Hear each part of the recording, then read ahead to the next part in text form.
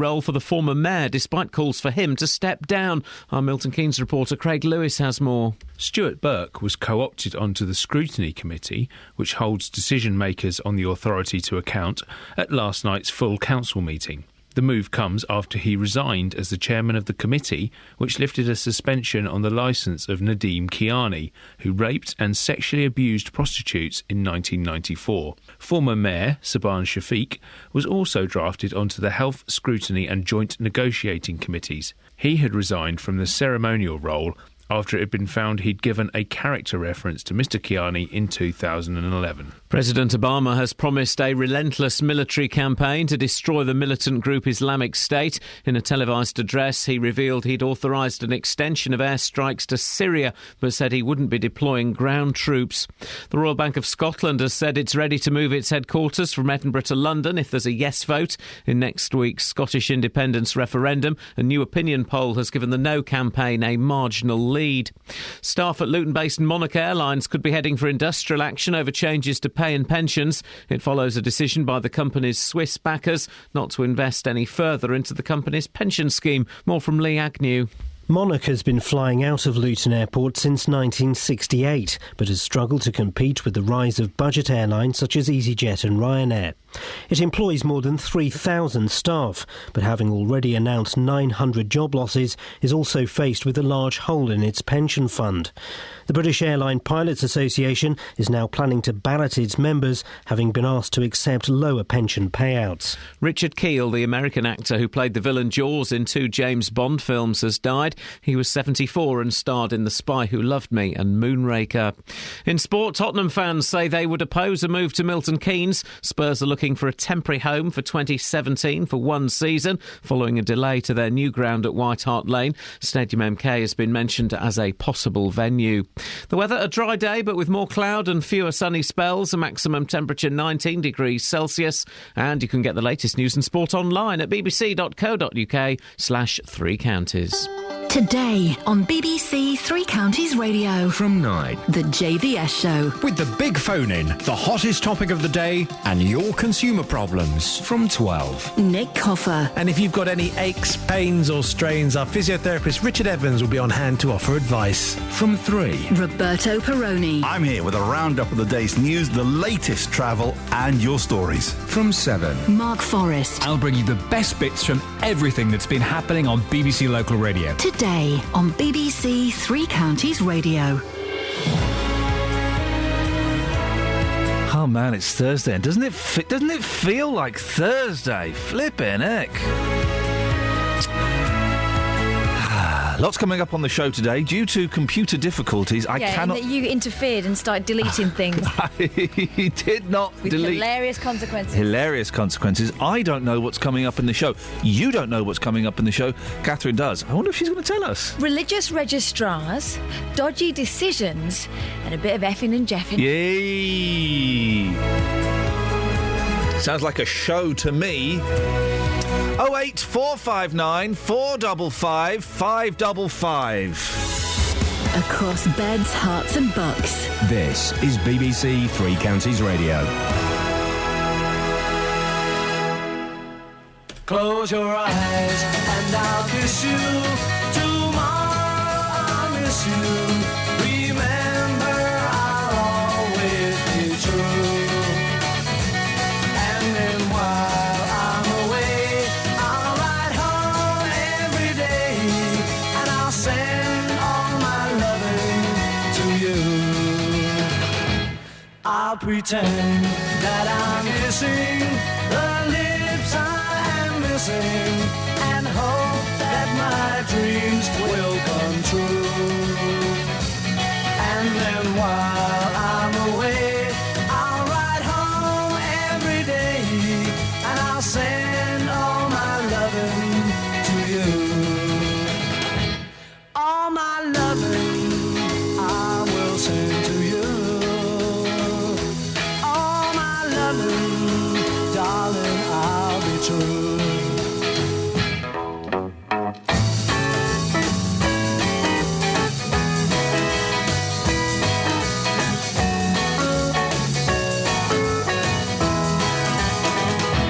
Close your eyes and kiss you. Tomorrow I'll miss you.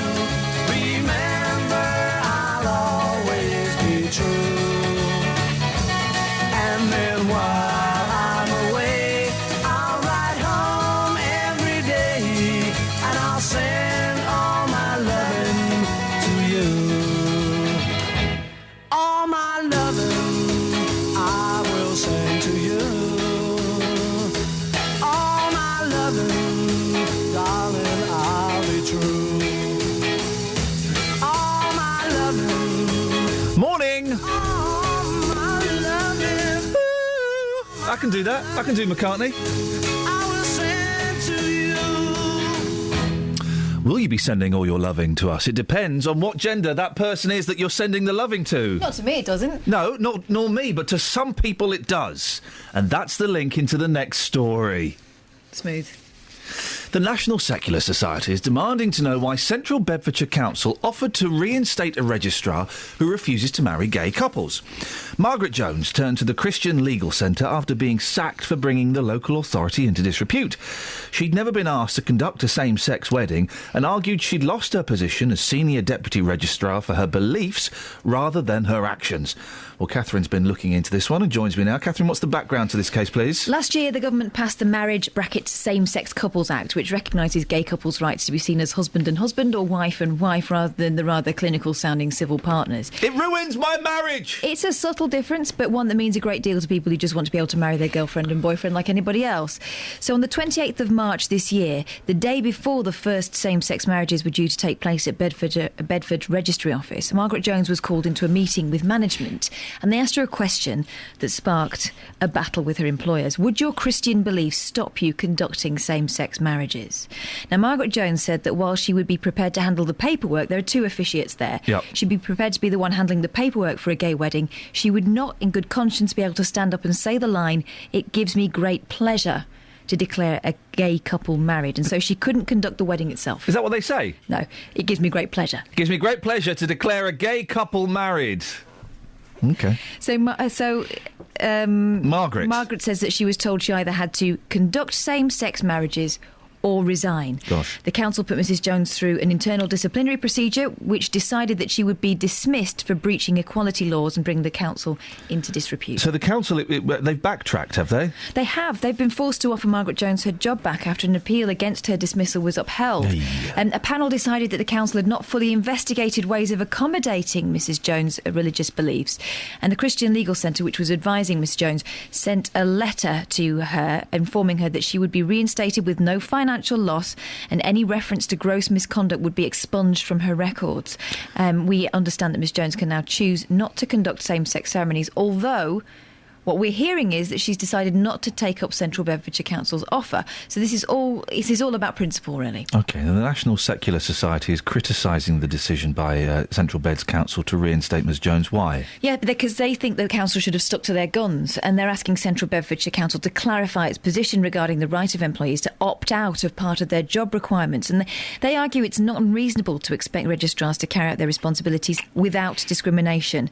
The NSS says that guidance issued by the Equality and Human Rights Commission on this is clear, and they quote it: religious beliefs cannot override the rights of gay couples to get married. It states when someone is providing a public service, they cannot, because of their religion or belief, discriminate unlawfully against customers or service users. I just wanted to reiterate what Margaret Jones was saying. She said she was being punished for her beliefs rather than her actions because she'd never been asked to conduct a gay wedding. But remember, this is the day before they came in. So it was before that was a proper proposition that it all sort of kicked into place. What have the council said in response? Well, we did ask to speak to Central Bedfordshire live on the When are they coming on?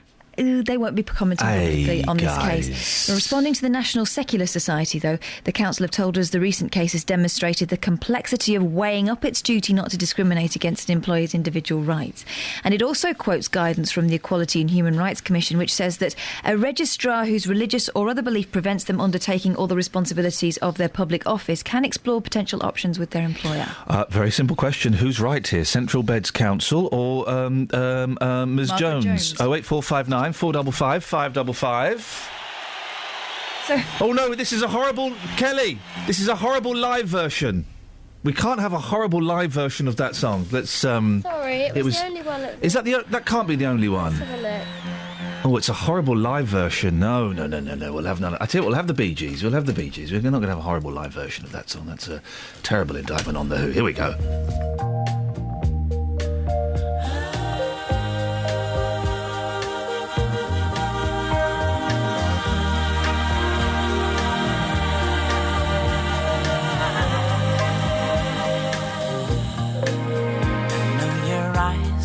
Morning sun, I feel you touch me in the pouring rain, and the moment that you wander far from me, I wanna feel you in my arms again. And you come to me on a summer breeze, keep me warm in your love, then you softly leave, and it's me you need to show.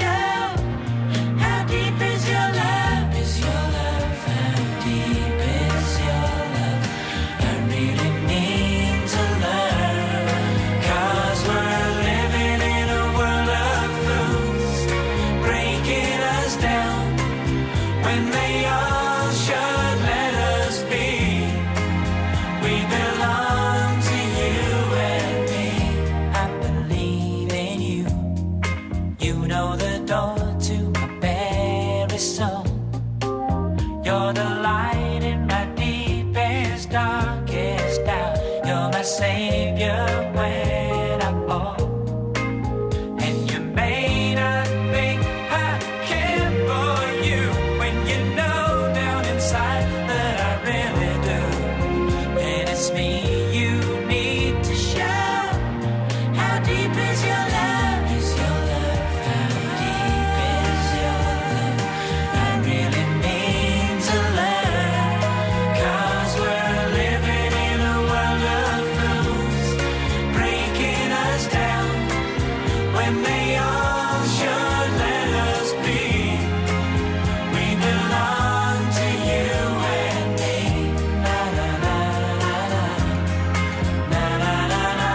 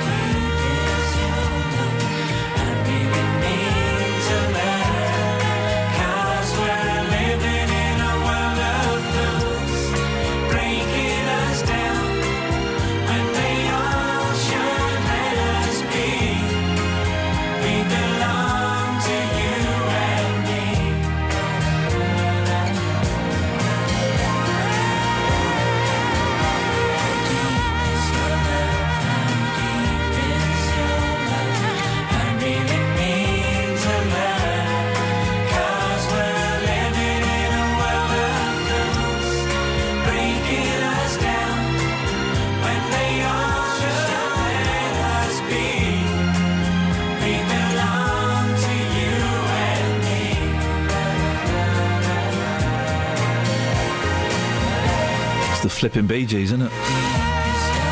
08459 455 555. Was this Christian lady right to say that she wouldn't be happy conducting the marriage ceremony of a gay couple in a registry office? 08459 455 555. Travel news for beds, cards and bugs. BBC Three Counties Radio.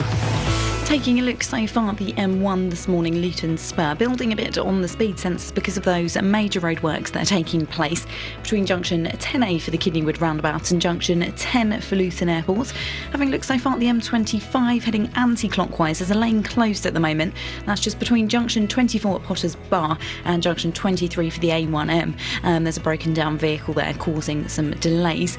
Take a look at the trains. Everything's running to time on the departure boards across the three counties. Nicola Richards, BBC Three Counties Radio. Thank you very much.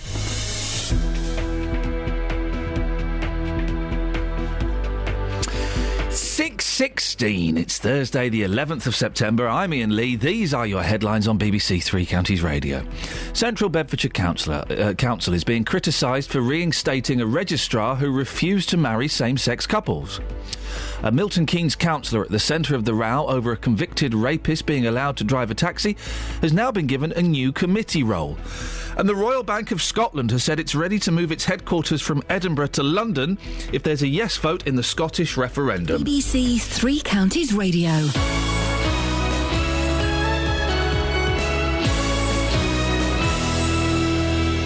And now a word about Princess Risborough. BBC Three Counties Radio's big tour of beds, hearts and bucks. Pretty little market town in the middle of the Chiltern Hills. It's a beautiful little town. Yeah, really green and peaceful. Exploring where you live. You get smiles along the high street. Risborough people on the whole are very friendly. All this week, we're discovering Princess Risborough. From where I live, you can look out and there's just green fields all the way down the bottom. Telling everyone about where you live. Walking, cycling, yeah, lots to offer. You keep finding new places and new views. Even just driving about, you get surprises. The big tour of beds, hearts and bucks. It's got a great sense of community and the spirit here is fantastic. From BBC Three Counties Radio. At last, The Who in the studio. The Whodio. Ah.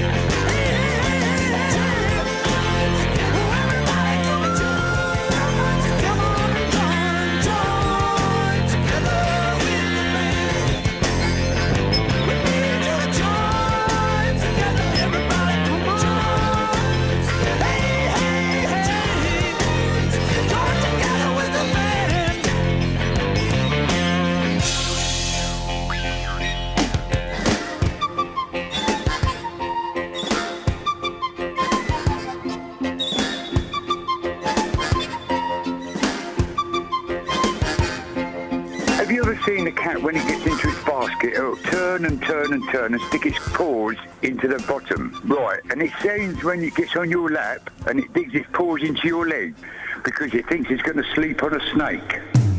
Call 08459 455 555. BBC Three Counties Radio. One of the councillors behind the decision to allow a serial rapist to drive a taxi in Milton Keynes has been given another important role on the council. When the row went public last week, Stuart Burke apologised for the lapse of judgment and resigned as chairman of the licensing panel. But it turns out he won't be sat on his backside twiddling his thumbs all day. Last night he was given another judgment-heavy position, this time on the council's scrutiny committee. Well, our Milton Keynes reporter Craig Lewis joins me now. Craig, why did Stuart Burke have to resign? Well, Ian, it's something we've been talking about for the last week or so, last week and a half. Stuart Burke was the chairman of the regulatory subcommittee on Milton Keynes Council, and as you'll remember, that was the committee that decided to lift the licence of Nadine Ahmed Kiani in 2012. He's a serial sex offender who was found to have sexually abused and raped prostitutes in London in 1994. He was imprisoned for 8 years for those offences, and he actually committed them with the help of an accomplice. So they were pretty horrific. Despite all this information, Stuart Burke, along with two other councillors, Gladstone Mackenzie and Robin Bradburn, lifted the suspension of that licence in 2012. When all that came to light, Mr Burke and Mr Mackenzie resigned from their positions on that regulatory subcommittee. Just to mention Robin Bradburn, he's no longer actually a councillor, so hasn't come into this. But they did remain as councillors, and last night Mr Burke returned to sit on two committees. Now, I don't understand how this could happen. Yeah, it's an interesting question, Ian. There were a number of councillors being opted onto various committees last night. The sort of nuts and bolts of it is that Councillor Derek Eastman was made the mayor because Saban Shafiq, who was also central to all of this, he was the previous mayor, and he had to step down because in 2011 it was found that he had vouched, given a personal recommendation for his good friend Nadeem Kiani, and so he stepped down. That meant that other councillors had to step into Derek Eastman's positions, and they had to be Liberal Democrats because it's all decided proportionately. Yeah. So up stepped Stuart Burke and Mr Shafiq himself to fill these positions. Which committees will Stuart Burke be working on? Yeah, Ian, Stuart Burke's now going to be serving on the Overview and Scrutiny Management Committee and the Overview and Scrutiny Working Group. They sound like quite big positions. Yeah, they are. They're basically what he's going to be doing is scrutinising the work of the Cabinet, of the Executive, and all the big decisions made on Milton Keynes Council. It certainly wasn't a popular choice last night. There was a lot of rumblings. Councillor Andy Dransfield, a Conservative, was desperate for that motion to go through. He was asking, if we vote on this, I'm not going to vote on this. But as Derek Eastman, the new mayor, pointed out, this is not something councillors can vote on. This is written into the constitution of the council, so it had to happen. Alice Bramall, another Tory, she's the head of the Health Scrutiny Committee that Saban Shafiq is going to be moved on to. She called the decision abhorrent, but Douglas McCall, who's going to be talking to you later today, he was saying that these people had broken no law, no council policy had been broken. But they made a really awful decision to allow a violent serial rapist to be able to drive a taxi. Well, exactly that, and we've heard lots of people on this show, on this station, Mark Lancaster, the MP, Edith Bald, the leader of the opposition, Peter Marland himself has questioned Saban Shafiq's position. Pete Marland's the leader of the council, of course, and Terry Baines, who you'll speak to later from Fishermeads Residents Association, was very strong last night, saying that Saban Shafiq should be on his way. Let's just reiterate, in case anyone missed it, Stuart Burke is going to serve on the Overview and Scrutiny Management Committee and the Overview and Scrutiny Working Group. Yeah. And Saban Shafiq, the former mayor, who said that this serial rapist was a good friend of his, is going to become a member of the Health Scrutiny Committee and the Joint Negotiating Committee. There is, of course, another name in this we've been talking about, Gladstone Mackenzie. What's happened to him? Yeah, Gladstone Mackenzie, he's a Labour politician and he is also going to remain a councillor. Just throwing quickly in, Gladstone Mackenzie and Saban Shafiq, despite deciding they were going to continue as councillors, didn't even bother to turn up to last night's meeting. Wow. Stuart Burke, to be full fair, council meeting, and they didn't turn up. They didn't turn up. Stuart Burke, to be fair, he faced it and did turn up. But Gladstone Mackenzie is not going to be opted onto any other committee, so he will remain a councillor, but he's not going to be moving on to any of these other committees. What's also interesting is Katrina Morris, a Conservative. She became the new chairwoman of the licensing committee, this regulatory subcommittee that made the decision in the first place. She's got a pretty busy in-tray now. Currently, 5 taxi drivers still have criminal convictions on Milton Keynes roads driving around. One of those has a sexual offence. That's not been sorted out yet. Their presence was discovered after an investigation was launched by the council that came after those revelations about Nadeem Kiani. An internal council investigation is still trying to go on to find out why Mr Kiani was given a licence in the first place. And interestingly, he was also given a Hackney carriage licence earlier this year by a council officer. That council officer still sits in. No action's been taken against him at all. It is incredible. We've had so many voices from various different groups and parties saying that these gentlemen should resign as councillors, and yet they've just been moved sideways. Yeah, that's exactly what's happened in Douglas McCall's defence was we have positions, we have to fill positions. We've made a decision that they will carry on as councillors, and I guess if you're going to make that decision, then they have to act as councillors. But there's got to be real question marks about their judgment after what they've done, and the very important committees they're going to be sitting on. I really wish Subhan Shafiq and Stuart Burke would come on this show. I'm assuming they're not lined up to pop up today, are they? No, we've repeatedly tried to get hold of both Subhan Shafiq and Stuart Burke. Stuart Burke is apparently waiting for the result of the council's internal investigation. Subhan Shafiq is just not talking to anyone. Not good enough, I don't think. I'm getting quite angry about this now. They've had their, we've kind of had the little game, and they've had their opportunities. But now that they have been shifted sideways, some might even suggest promoted upwards, and they are councillors, they need to come on and address the situation, I think, head on.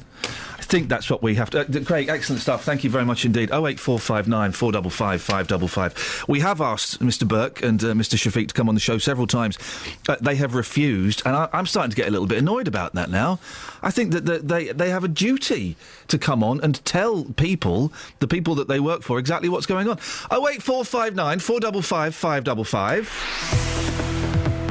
Travel news for beds, cards and bugs. BBC Three Counties Radio. In Roxton, the A1, the Great North Road, building up a bit on the sensors just at the Black Cat roundabout. Those major roadworks are continuing there, often causing delays. The M25 heading anti-clockwise. There's a lane closed at the moment between junction 24 for Potters Bar and junction 23 for the A1M. That's due to a broken down vehicle there. In East Barnet, there's some junction improvements taking place at the moment on Brook Hill Road, just at Cat Hill, so do expect delays there. Some temporary traffic lights in place there as well. And on the train, some disruption at the moment on First Capital Connect out of King's Cross to Peterborough, so could cause some delays through the three counties. Do check before travelling. Nicola Richards, BBC Three Counties Radio. Thank you, Nicola. There's a message here, an email, Catherine. Yeah. That recording you're playing about Princess Risborough, the last man talking sounds just like... It couldn't be, could it? Peter Andre? It could be. We better check. We'll have a little listen after the news. Here's Simon. Across beds, hearts and bugs. This is BBC Three Counties Radio.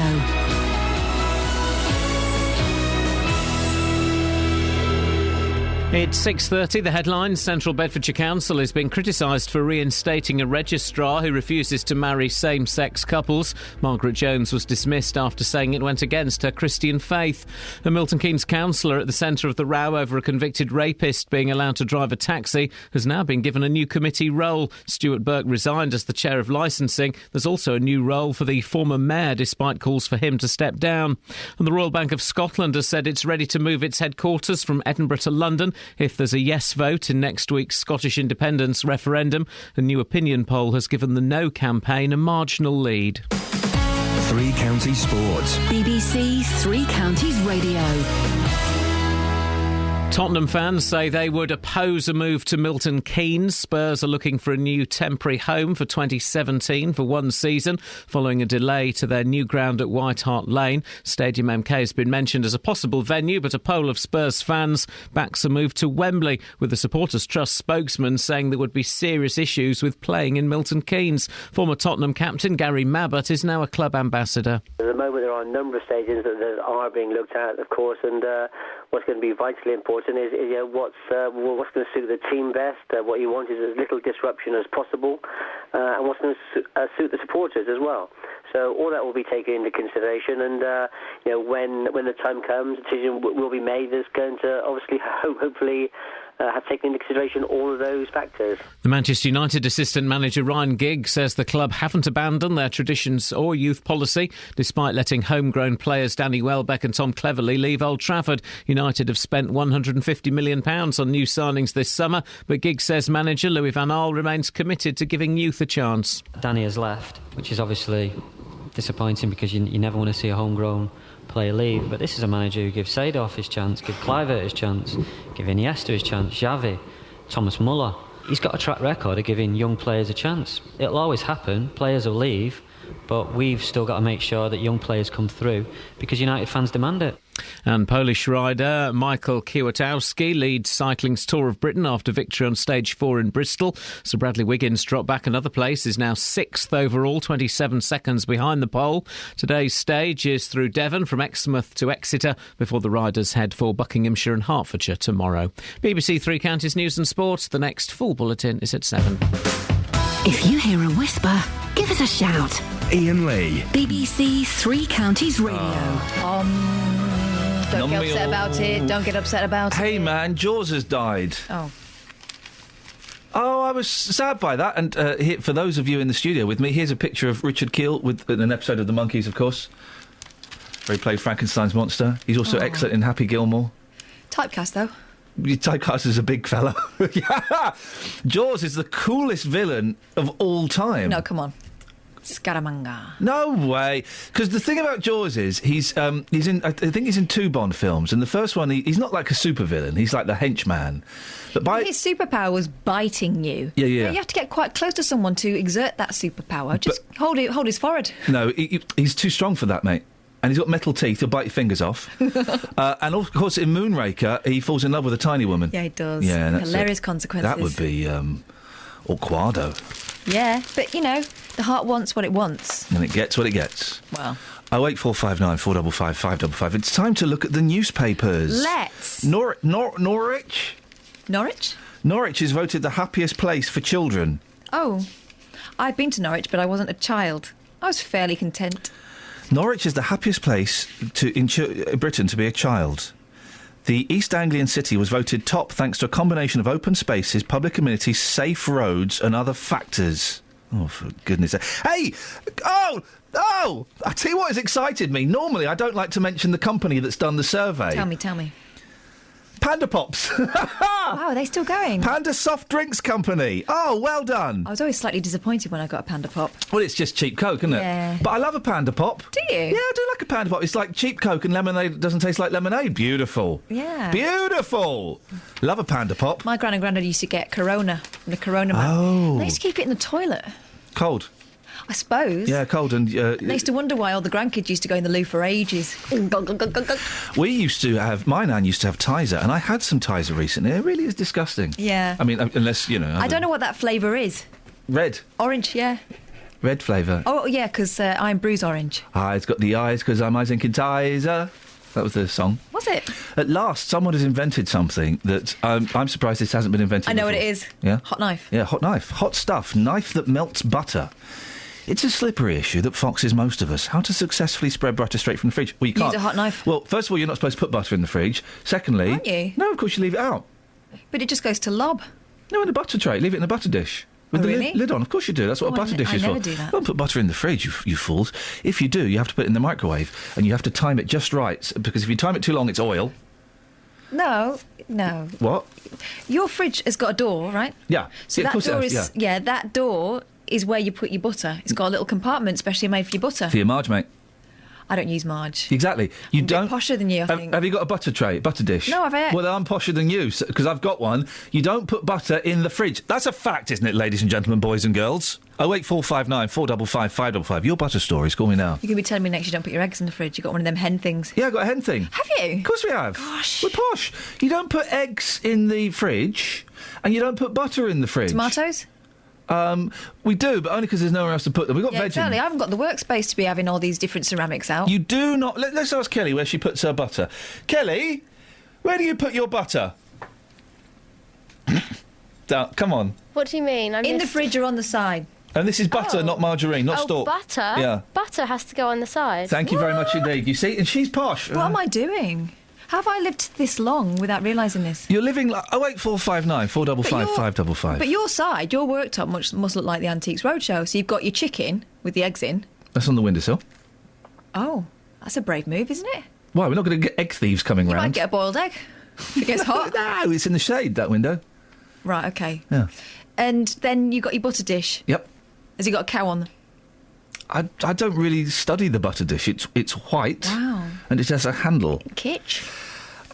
That's right, isn't it? You don't... No, you're not supposed to store butter in the fridge. It's not kitsch. It is. It's not kitsch if it's done straight. It's kitsch if it's done ironically. Anyway. You got a chicken straight, though. You got one of them chicken things straight. That's not a joke. No, it's not a joke. Wow.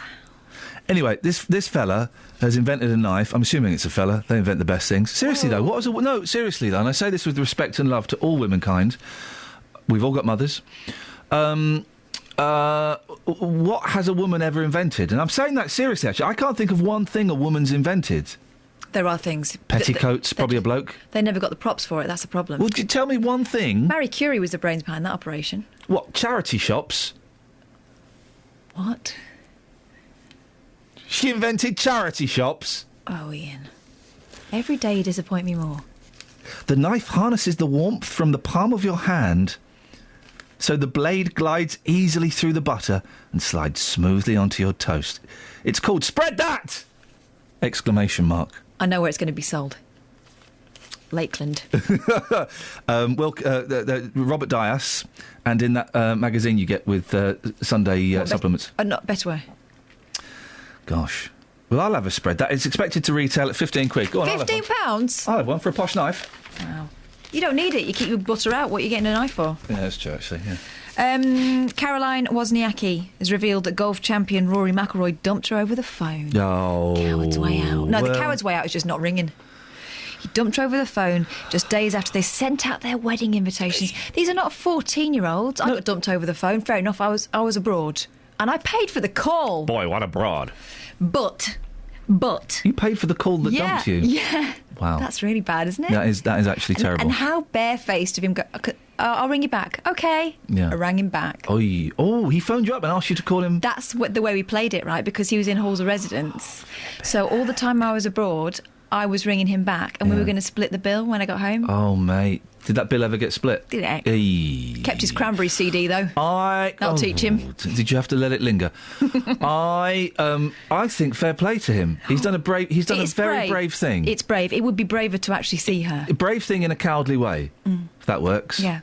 I can't imagine what it's like if you feel that machine of a wedding happening and you feel like you don't want to do it, and how do you put the brakes on when it gets to that? I mean, flipping heck, the day before, that is a late stage. Mark's in Bletchley. Morning, Mark. Morning, Ian. Morning, Catherine. Hiya.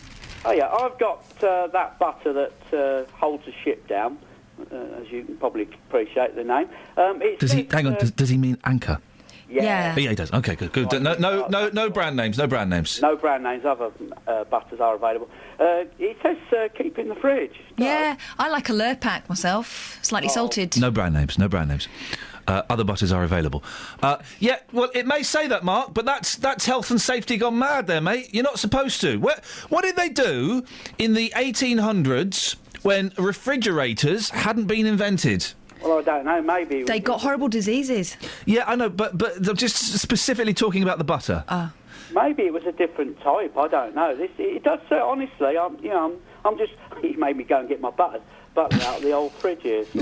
Good. Actually, open it on air for us. Have you got it there, Mark? Yes. Hang on. Tell us about the consistency. Is it spreadable? If it's from the fridge, it won't be. It'll be a brick, a brick, a block. What I do, that was another thing I thought about. Yeah. To make it spread, I don't use a hot knife because it will drop off. I've done this before. Oh, yeah. What I do is just get a knife, get a couple of lumps of it, put it on if you're doing 4 lots of bread, and leave it for about, a minute, maybe 2 minutes. No. It spreads okay. No, it doesn't. Oh, Mark, yeah, Well, I like his style. He's building up the anticipation. No, that won't spread on bread, mate. It does. No, mate, it won't. It does. No, I don't believe you.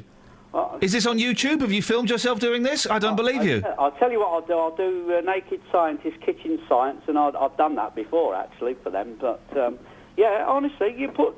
Naked? You know the Naked Scientist programme when they used to do kitchen science? Yeah. Okay, yeah. Yeah, Mark. We used to do that. Good programme. I did it with loads of toast once, and flip the toast to see how many lumps of toast with lamb butter sauce. And what were the results of your experiment? A messy kitchen. Mark, thank you very much indeed. I like Mark, he's a scientific mind. He's got a scientific mind, isn't it? Yeah. It's good, that. 08459 455 555. Shall we have a song? Go on. Yeah, all right.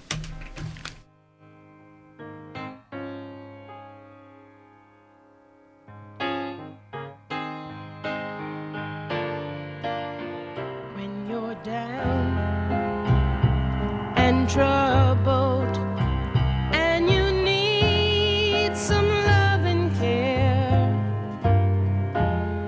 and nothing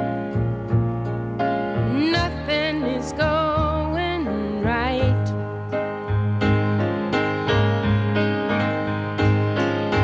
Close your eyes and think of me, and soon I will be there to brighten up even your darkest night.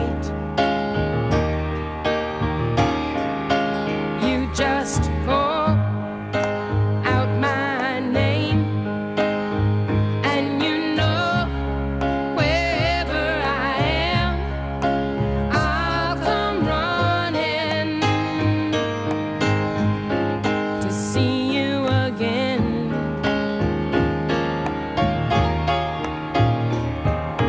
Winter, spring, summer, or fall,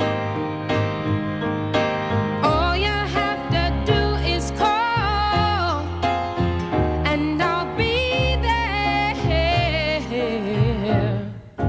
You've got a friend.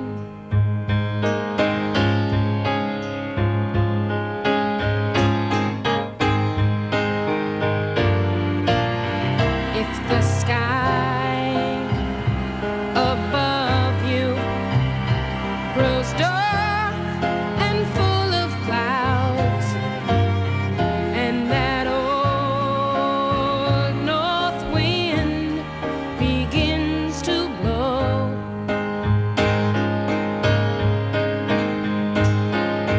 keep your head together and call my name out loud.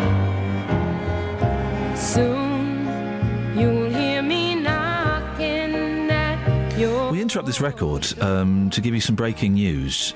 Britain has declared... No. Catherine, you were just telling me something very, very odd, and I'm slightly confused by what you've said. Has anyone else had a letter home from school, from a primary school, in the last few days, asking for your national insurance details? None of their business. Well, apparently that's the only way they can get the funding allocated for each pupil. It's something to do with free school dinners.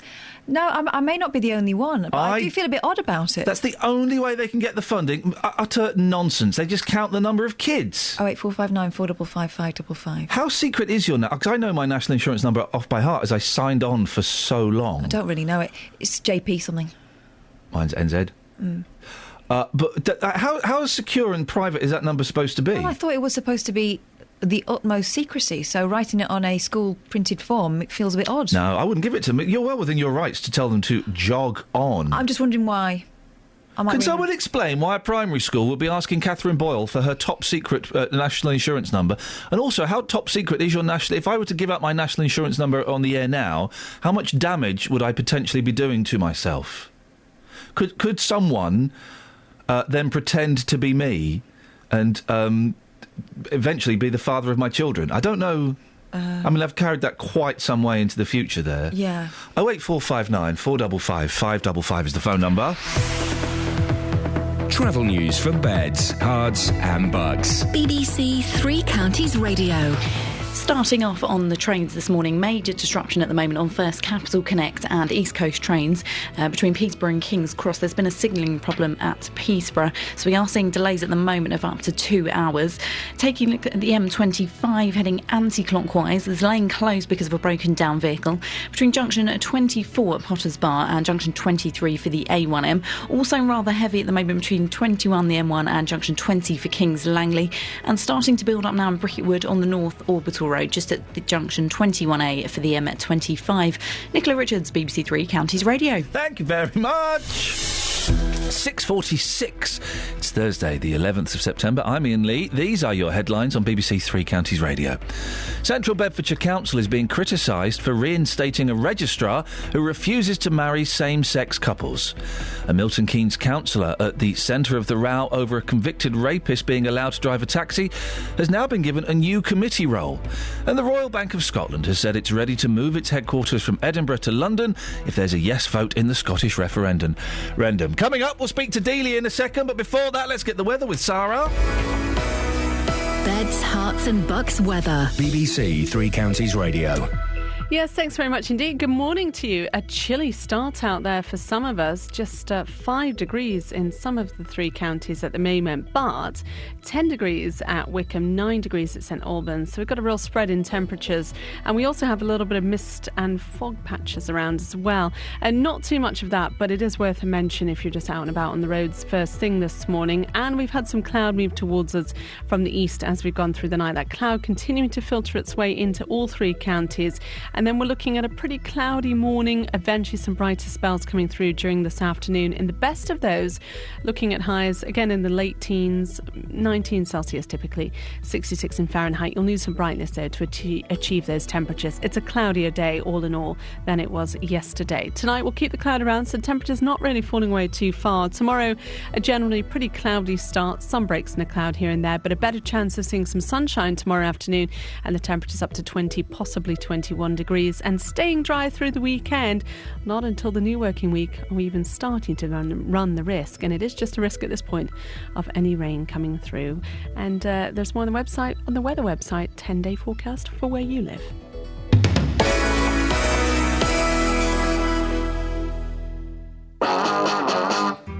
Every weekday from 3, Roberto Perroni. Are league tables the best way to judge a school? Pal, do you have any sympathy for the Buckinghamshire golfer Iain Poulter? Police are issuing safety advice to women in Watford, but I'm fascinated by the age gap between her and her husband. Figures show that around £500,000 was spent in Hertfordshire last year clearing up after people who dump rubbish. Don't you just hate them? Roberto Perroni. There's been an extraordinary reaction on social media. My big concern is that no one ever worries about the victims. The whole system is designed to help the criminal. Roberto Perroni. Weekdays from 3, BBC Three Counties Radio.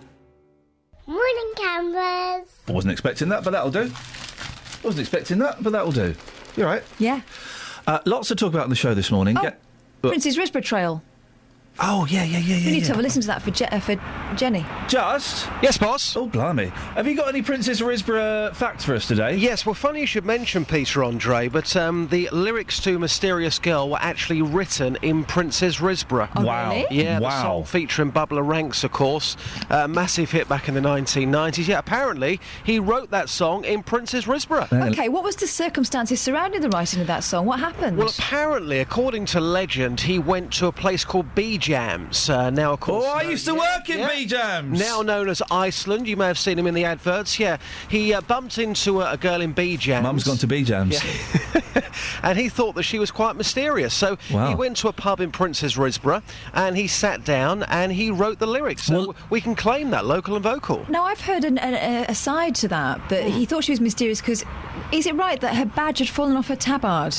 Quite possibly. So he didn't know what her name was. Well, let's have a listen to this then. This could be Peter Andre on this trail. Let's have a little listen. BBC Three Counties Radio's big tour of Beds, Hearts and Bucks. Pretty little market town in the middle of the Chiltern Hills. It's a beautiful little town. Yeah, really green and peaceful. That could be hearing where you live. You get smiles along the high street. Risborough people on the whole are very friendly. All this week, we're discovering Princess Risborough. From where I live, you can look out and there's just green fields all the way down the bottom. Telling everyone about where you live. Walking, cycling, lots to Sarah Millican. You keep finding new places and new views, even just driving about. Penelope Keith. Get surprises. The big tour of Beds, Hearts and Bucks. It's got a great sense of community and the spirit here is fantastic. From BBC Peter Three Andre! Counties Radio. It's him! It's the PA! Apparently sometimes he likes to go back to certain places where things have happened in his life that he can relate to. So maybe he happened to be there in disguise that day, talking to our team of researchers in Princess Risborough. Does anyone else, when they look at Peter Andre, see the negative version of Anthony Worrell Thompson? Well, the negative version of anti-Worrell Thompson. I mean, where Worrell Thompson is fair, Andre is dark. Yeah. But they've got the same face, and I actually think that, bar the accent, they've got the same voice. Now, listen, Justin, we could sit here and discuss about Peter Andre for another, 30, 40 seconds. Can we, though? No. Oh. We're going to move on. We've got a mission for you. I've got some more facts. Princess Risborough?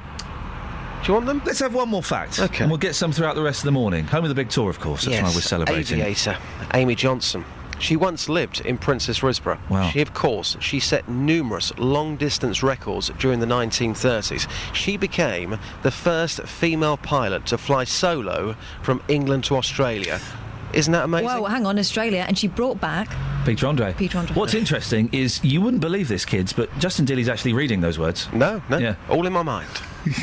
Now, listen, Justin, we'll get some more big tour facts a little bit later on throughout the show, if you don't mind. Scotland. Oh, again? Yeah. Okay. It's really kicking off. The three main leaders, went up to Scotland yesterday for a jolly. And David Cameron gave a very impassioned, well, that's what it says here, it wasn't if you actually listened to it, speech, OK? He says, I care far more about my country than I do about my party. He expressed fears that hostility to the Conservatives could be boosting the independence campaign. And this is a direct quote, OK? People think it's like a general election. If you are fed up with the effing Tories, give them a kick. Now, he said effing. Wow. E-F-F-I-N-G. Yeah. And I've said this for a long time. I would respect my politicians so much more if every now and then, instead of him saying effing, he actually said effing. If he dropped the F-bomb. You want him to lose his rag? Yeah. I want him to, if he wants to be passionate, don't say effing. Drop the F-bomb. Yeah, I mean, we have spoken about swearing before. I mean, in reality, most people swear, don't they? So if you want to get in touch with the real people, I would probably say the odd swear word would probably go down quite well. Like, I don't like swearing all the time, and you can hear people in the street all the time who've got no other describing words than effing this and effing that. But a well-placed swear really does ram a message home. Listen, the no vote is going to win. I'm telling you that now, kids. If he'd have dropped a real F-bomb, if you're fed up with the effing Tories, give them a kick, then they would be 10, 15 points ahead now. That would totally have won it for them on that one speech. That's all he needed to do. He's concerned, he's very passionate, and I think a lot of people would probably have enjoyed it, would have respected him more if he had have used the correct swear word. If you and I, Justin, are having a passionate discussion in the office, as we often do, I believe we're having a passionate discussion about the pronunciation of telepathy, or telepathy, as you say. Yeah, telepathy. I didn't say to you, Justin, you are so effing wrong. Yeah. I told you, I kept it real, didn't I? You did. I kept it real. So, on the streets this morning, would you like politicians to swear a bit more? Okay, let's do this. Justin, speak to you later. Take care. Thank you very much indeed. Here's another one I think people might want to get hold of this morning. Yeah, go on. Prejudice against fat people as bad as racism, say scientists. Okay.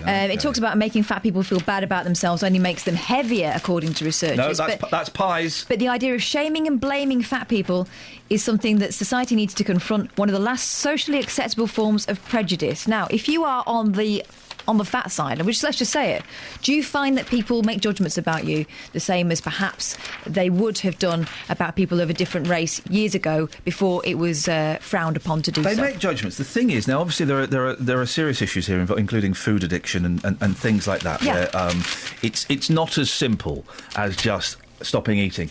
But I'm trying to find a picture of the Royals. That's why I'm flicking away on the radio. But you can change your weight. You can't change your colour unless you're Michael Jackson. You can change your weight. You can't change your colour. Yeah, but at the same point, ginger people, I think that's right. That's borderline racism. I actually think it is, and this is the auntie of two little adorable red-headed boys. Oh. I'm already seeing it. People saying, "Aren't they lovely?" Shame about their hair. Really? Very These quickly. are little baby boys. 08459 455 555. Very quickly, because I want to squeeze Adam Antin, who's called in. There's a picture of Prince William, Prince Harry, Prince Charles, and Camilla, and they're all having a laugh in this photo. Do you know why they're laughing? Someone's blown off. She's dropped one, hasn't she? She has totally cut the cheese.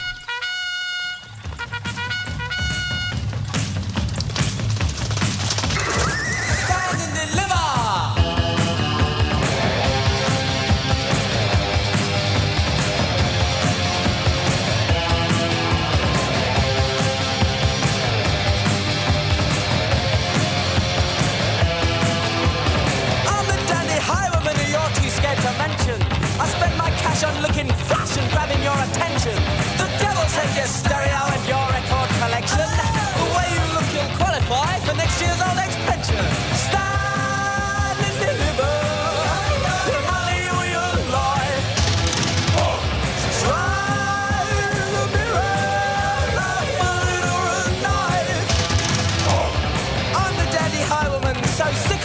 fashion.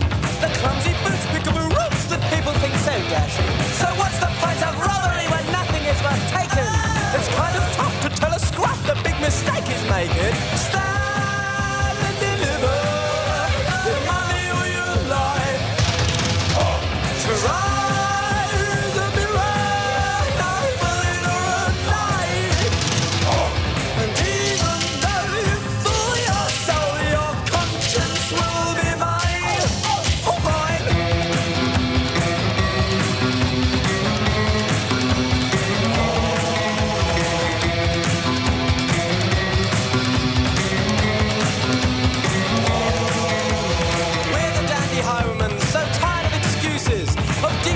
Philosophies where only showbiz loses. We're the dandy highwaymen and here's our invitation. Throw your safety overboard and join our insect nation. Stand and deliver your money or your life. Try the mirror, your bullet or a knife. Even though you fool your soul, your conscience will be mine. Oh, mine.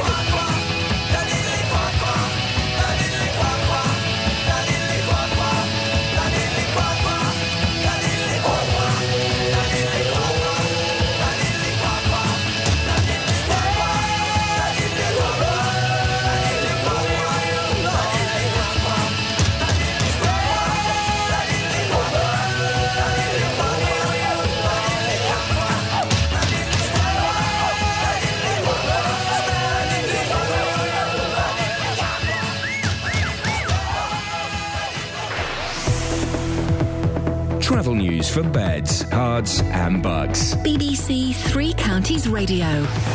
Starting off with the train situation this morning, major disruption at the moment on First Capital Connect.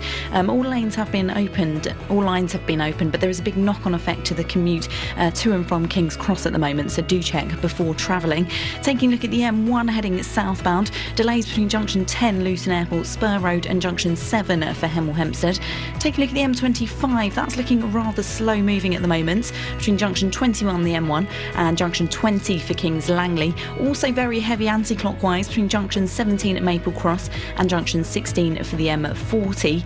In Bricketwood, it's looking very slow moving on the North Orbital Road, just at junction 21A for the M25. And the Barnet Bypass, very slow on camera heading southbound between Stirling Corner and Mill Hill Circus. Nicola Richards, BBC Three Counties Radio. Thank you, Nicola. Gosh, what a lot to talk about. Gay marriage, again? Who'd have thought? Are fat people discriminated against? And should David Cameron actually have dropped the F-bomb in his speech about Scotland? Local and vocal across beds, hearts and bucks. This is BBC Three Counties Radio.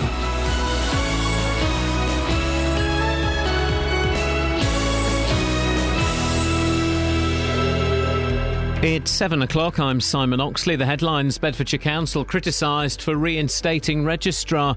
Taxi row councillor given new role in Milton Keynes, and possible strike action at Luton-based airline. BBC Three Counties Radio. Central Bedfordshire Council is being criticised for reinstating a registrar who refuses to marry same-sex couples. Margaret Jones was dismissed after saying it went against her Christian faith. More from Matt Lockwood. Miss Jones says marriage should only happen between a man and a woman. Following a successful appeal, she's been offered her job back and can choose not to conduct same-sex ceremonies. But the National Secular Society says religious beliefs cannot override the rights of gay couples to get married. In response, the council says it has to weigh up its duty not to discriminate against an employee's individual rights. A Milton Keynes councillor at the centre of the row over a convicted rapist being allowed to drive a taxi has now been given a new committee role. Stuart Burke resigned as the chair of licensing. There's also a new role for the former mayor, despite calls for him to step down. Our Milton Keynes reporter Craig Lewis has more. Stuart Burke was co-opted onto the Scrutiny Committee, which holds decision-makers on the authority to account, at last night's full council meeting.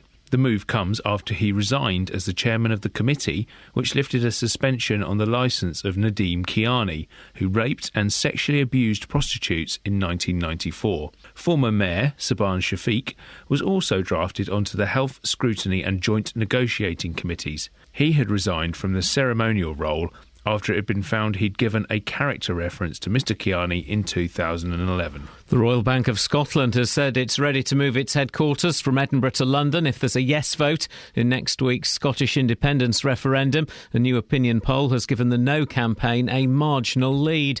The judge hearing the murder trial of the South African sprinter Oscar Pistorius will begin delivering her verdict today. The Paralympic gold medalist denies murdering his girlfriend, Reva Steenkamp, at his home on Valentine's Day last year. He claims he shot her by mistake. It's thought the judge in Pretoria may not reach her conclusion until tomorrow.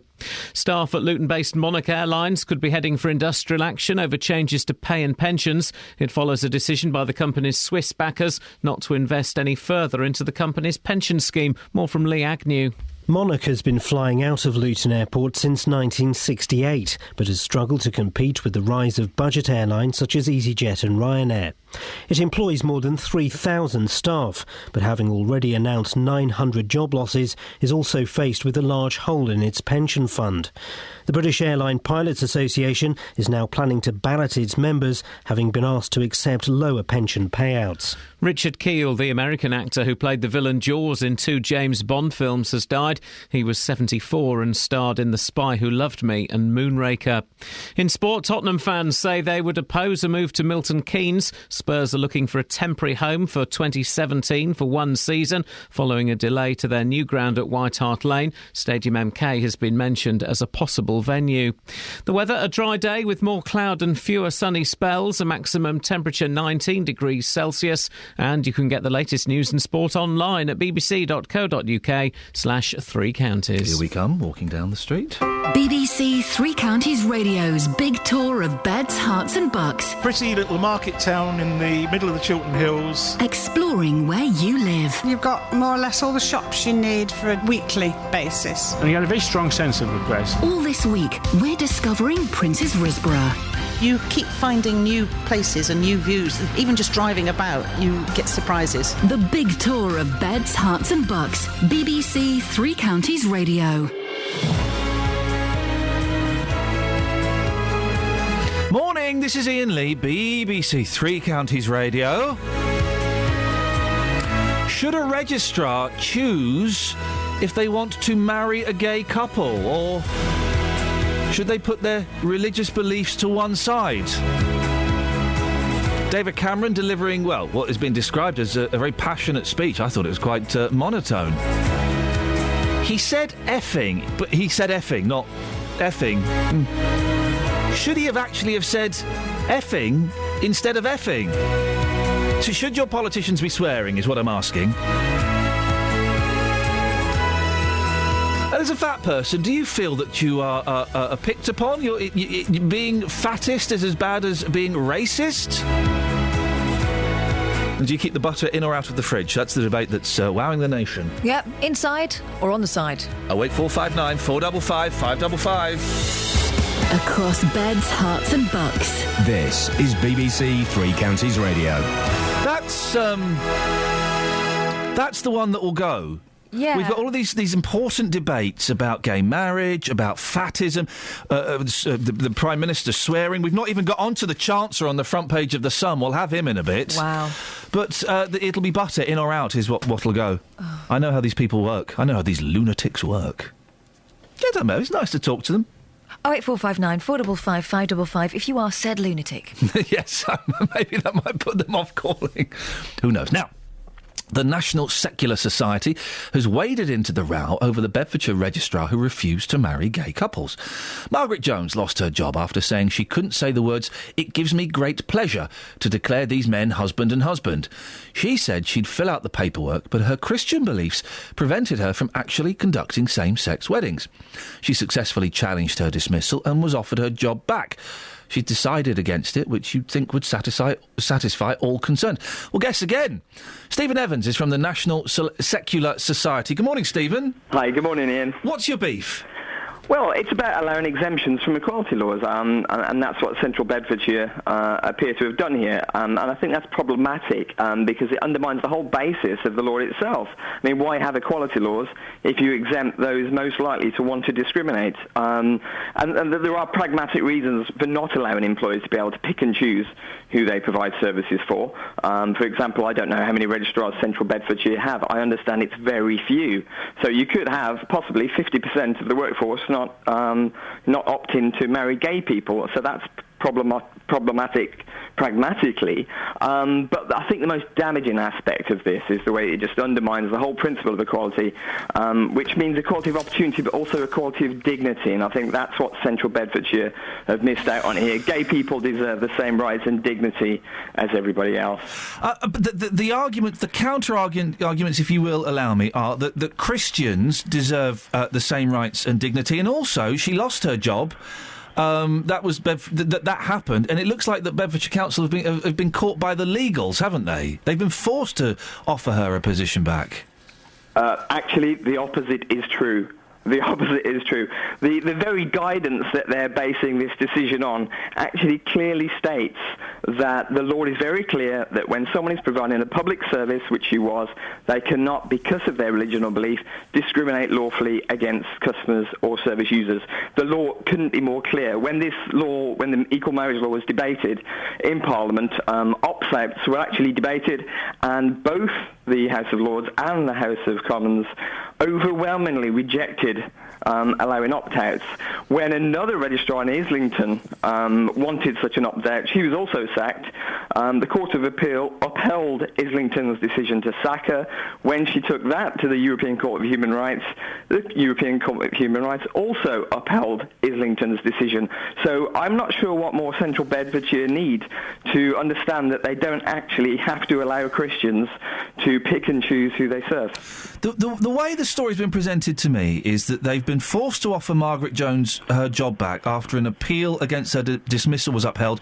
A panel decided the council had not fully investigated ways of accommodating her religious beliefs. OK, well, if the council have simply made a procedural error, because it is best practice for when an employee comes forward to say, I want an exemption or I want my beliefs to be taken into consideration, they should be, and employers should actually think about your request, but they're under absolutely no obligation to grant your request. And now if Central Bedfordshire has simply cocked up here, made a mistake, then they should come out and say so, because as things stand, we've got Christian lobby groups who want to erode equality law and gain special privileges for Christians in the workplace. They're using this case, they're seizing upon this case to make it come across as if you do have the right to discriminate against gay people. The fact is you don't, and Central Bedfordshire have made a mistake. So I've just focus on this point one more time. I've just been given a quote from the Equality and Human Rights Commission.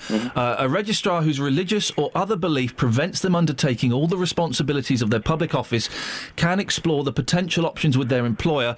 But you're saying, Stephen, if I've got this right, that doesn't mean that they have to re-employ them, that they can look at other options, but that's all they have to do. Yeah, the Equality and Human Rights guidance actually makes clear that employers should consider requests for an opt-out, but they're under absolutely no obligation to grant one. And I think by granting one, you undermine the dignity of gay people, and I think that's what Central Bedfordshire need to understand. The dignity of Christians, Stephen?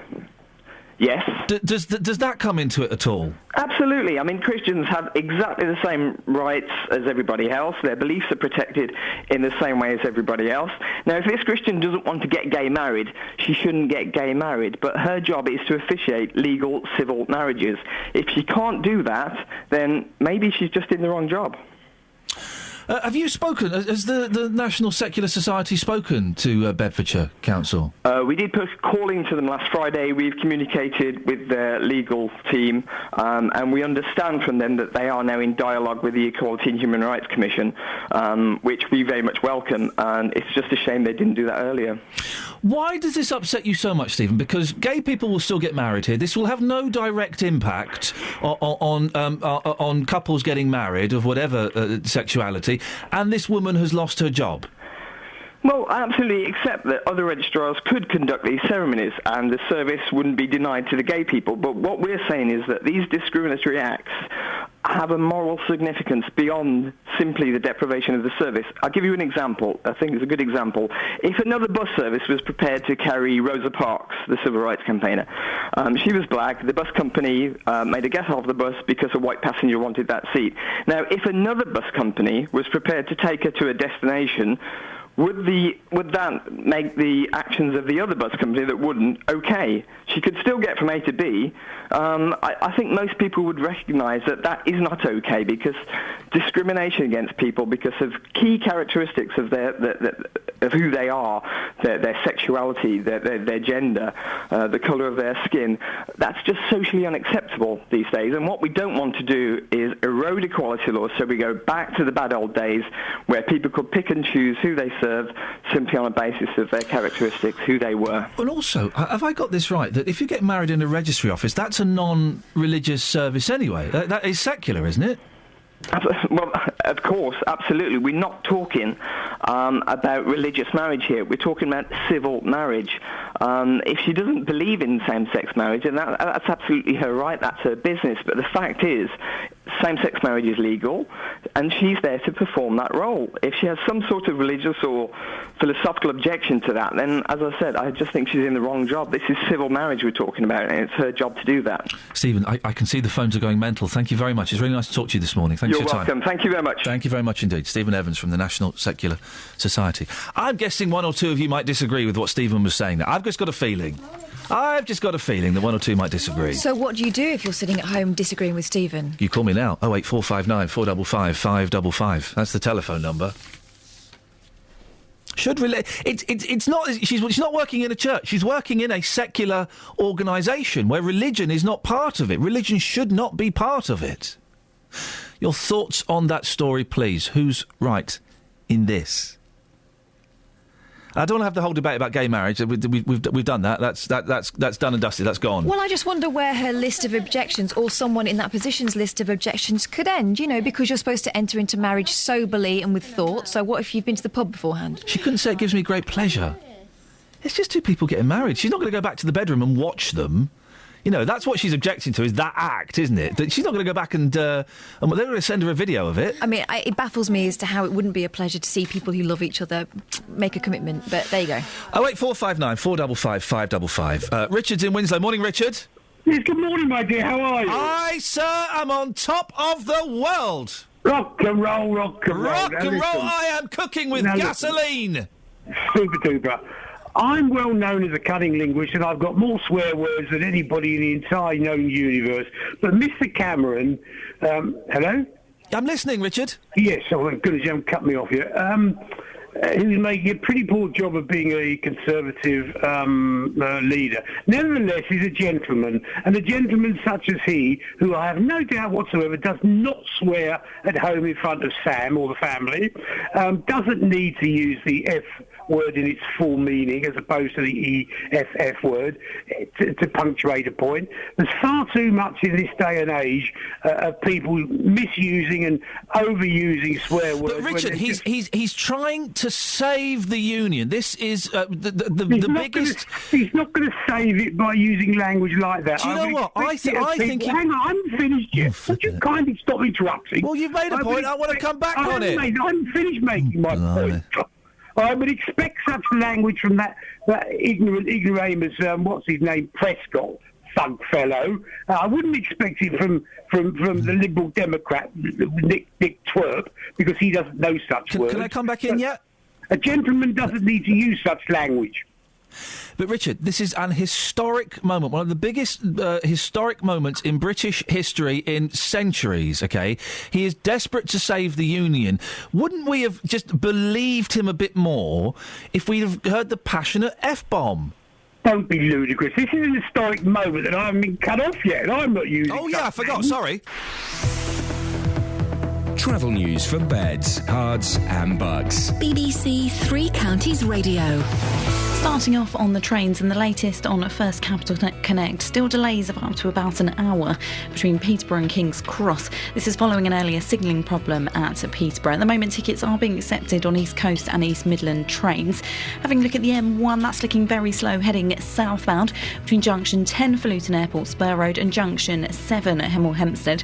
The A1M's looking rather heavy moving just around Junction 7 for the A602. And the M25 heading anti-clockwise, very slow moving on the speed sensors between Junction 18 at Chorleywood and Junction 16 for the M40.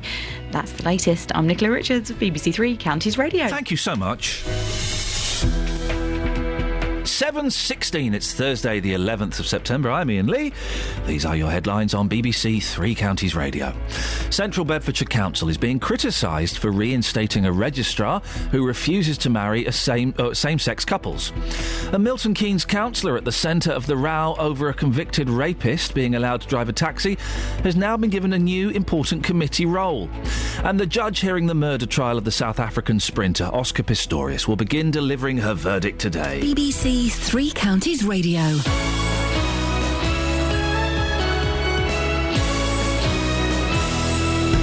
Every weekday morning from 9, Jonathan Vernon Smith. Lots to discuss. Do you agree with her? Do you think she speaks a lot of sense? With the biggest questions. Should Muslim women be allowed to wear the veil in court? And is it fair to only give people this kind of benefit for 3 months? And the biggest opinions. I'd like to hear from you. I feel strongly because children should be taught in a structured way. You know, there's nothing better in life than real life experience. Don't be patronising. Excuse me, I'm talking, sorry. There's 2 words here, common sense. When my pet hate, I feel really strongly about it. We're talking about that. I agree with you. The JVS Show, weekdays from 9 on BBC Three Counties Radio.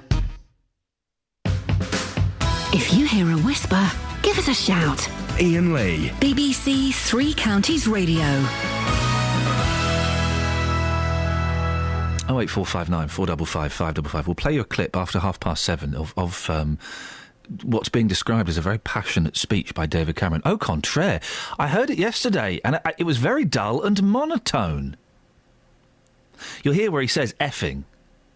And it would... Well, I think once you hear it in context, you'll realise... It's like he's trying to sound down with the kids, isn't it? You just heard it, haven't you, Catherine? It sounds very restrained. I Yeah. know that reported it sounds stronger, actually. If you read it, it sounds stronger. And Yeah. you don't expect your Prime Minister to even allude to that word. No. But there you go. When you listen to it, Yeah. he's done it in typical Cameron style. If he'd have dropped the real F-bomb in there, I just think it would have been so much more powerful. We would all have been blown away, perhaps not for the right reason. And it would have taken salmon off the front pages. He would have owned... David Cameron would have owned the front page. It's a gamble, but he would have owned the front pages. And he's trying to sympathise with people who don't like the Tories, remember? Yeah. So that would have grabbed their attention. Yeah. You would have, if David Cameron, whether you like the Tories or not, if David Cameron had dropped the F-bomb, part of you would have gone, fair play, respect to that.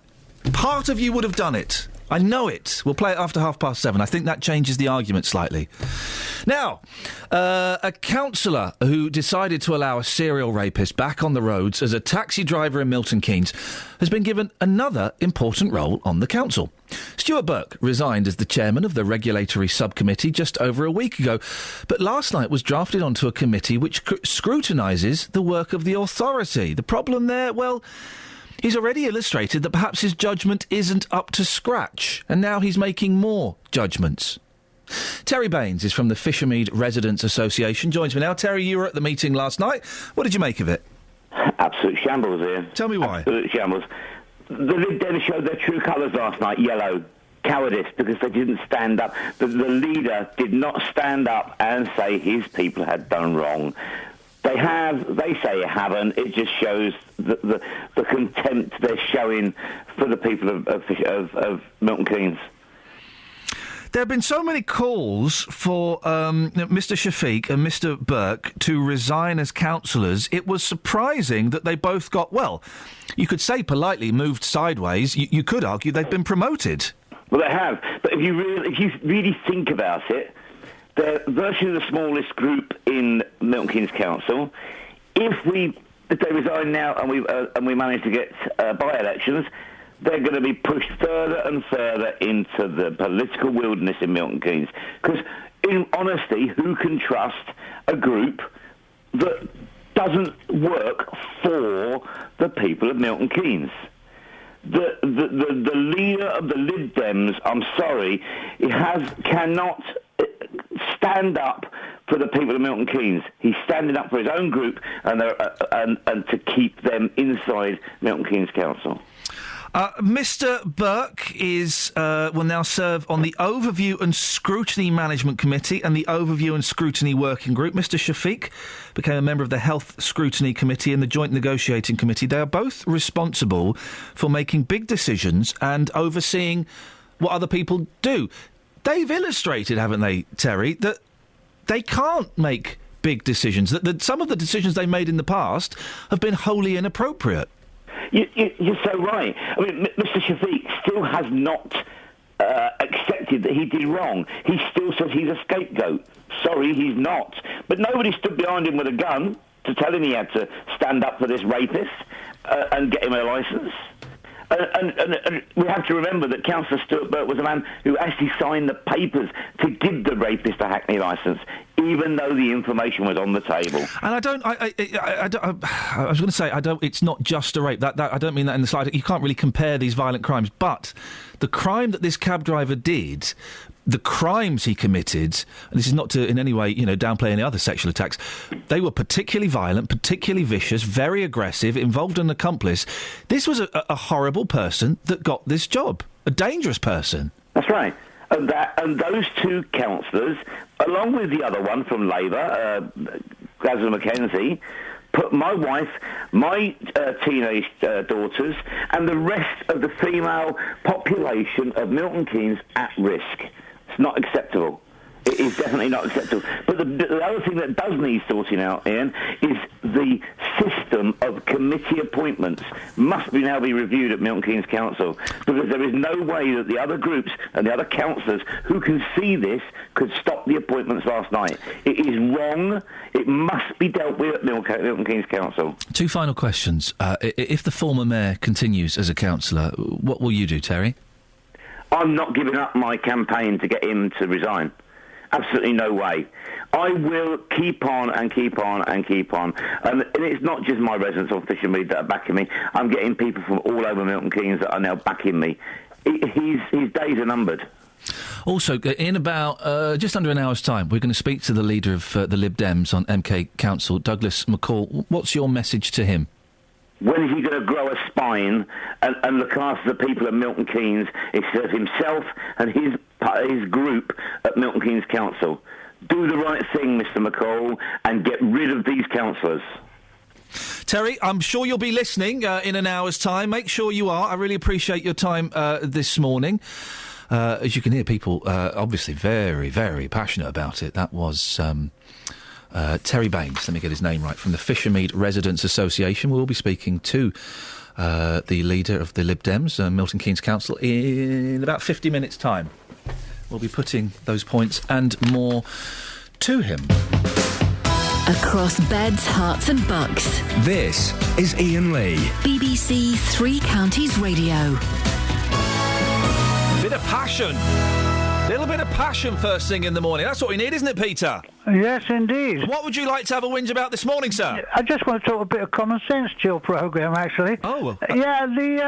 When Mr Cameron said about effing, if you like... Yeah. Really and truly, it just showed totally how out of touch politicians really are. General politicians. I'm not just playing one party. There's no hustings anymore. They're selected audiences. They're not allowed to say boo to a goose. And they're totally out of touch with what the people think and believe. Should he have sworn, Peter? Pardon? Should he have sworn? Well, no, because that's a tiny minority of people do that. Oh, he Peter. might hear it more. Peter. Yeah? That's a tiny minority of people swear. Yeah. What planet do you live on? In that sort of manner. No, mate. I would say it's a tiny minority of people who don't swear in that kind of manner. It would have made Cameron more human. He might hear it more often. No, because they never have hustings. Normally you're quite good. This is rubbish you're talking here. No, they never ever have hustings like they used to have to meet the general public, ever. They stopped doing it. And really and truly, they're out of touch with the common man. Exactly, they're out of touch with the common man, and I suggest you are as well, Peter. If you don't think the majority of people swear, they don't. Where have you been? Where have you been all your life? He might hear more of it because of who he is, but it's a minority of people do that. I come from, if you like, I come from the real world. I don't know if you do, Peter. I don't know. If you don't think that most people swear, then you're not coming from the real world. I'm not saying the odd word, but they don't broadcast it in that sense. That's ridiculous. That's ridiculous. And he said it to the whole of the country. Catherine? Peter? I can't deal with this. It's not you he's trying to reach out to, is it? Yes, but he's talking to the whole of the country. No, he's not. He's talking to Scotland. And they love a good swear-off. He's talking to the disaffected people who maybe don't vote Tory and would never dream of voting Tory. He's trying to get into their heads. Yes, but you've got to prove that what you're offering is better than what they've got.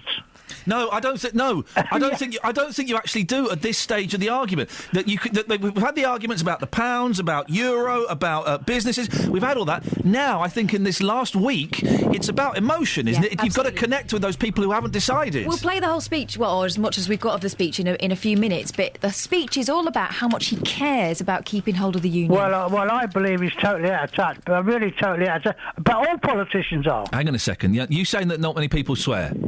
I'm not saying not many people swear. What I'm saying say hello, Peter. Say hello to context. Peter, say hello to potty-mouthed Iain. Hello, Iain. Good morning, Iain. Good morning, Peter. Good morning. Everybody at my work swears. Everybody. Yes, From the secretary to the cleaners to all the drivers. You don't. We all swear like troopers. You don't tell me that the vast majority of them people that you know in your factory swear at ladies. I don't believe that in any way, shape or form. Even the ladies swear. Peter, even the ladies swear. Everybody swears. Not to that extent. You don't. It's not every word. It's not every word, Peter. But everybody swears, even if it's the odd S-bomb from time to time when they do something wrong. Everybody swears, and I tell you something, there's only 1% of the population that doesn't know. But to themselves, they do it. They don't do out it loud, so everyone can hear. They don't do it at other people. They do. Only a minority. No, the majority, the vast majority, Peter. Well, I tell you what, you must be working for some factory, I'll tell you that. I've never been in one, and I've been in Formula 2 industry, so I've never been in a factory like that, ever. Oh, blimey, yeah. Oh, that was a swear word, blimey. No. Peter, Iain, thank you for that. Peter? That's Cockney slang, by the way. Up yours. Blimey. Up yours, Peter. Oh, thanks very much, but that's not a swear word either. Travel news for beds, cards and bugs. BBC Three Counties Radio. Starting off with the latest on the trains, still disruption on First Capital Connect and East Coast trains. Big delays through Peterborough and King's Cross. This is due to an earlier signalling problem. We are getting in, it's going to be knock-on delays of about an hour at the moment, so do check before travelling. The A1M heading northbound, very slow moving on the sensors between junction 8 and junction 7 for Stevenage. The M1's looking heavy heading southbound between junction 10 for Luton Airport and junction 7 for Hemel Hempstead. In Dunstable, looking very heavy on the A5 at the moment between Dunstable Road and Lynch Hill, and the M25 heading anti-clockwise, very slow moving between junction 21A for St Albans and junction 20 for Kings Langley. And on camera in Boreham Wood, the Barnet bypass very slow between Stirling Corner and Mill Hill Circus. Nicola Richards, BBC Three Counties Radio. Across beds, hearts and bugs. This is BBC Three Counties Radio.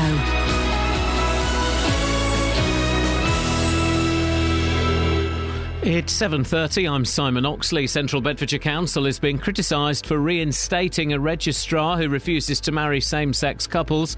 Margaret Jones was dismissed after saying it went against her Christian faith.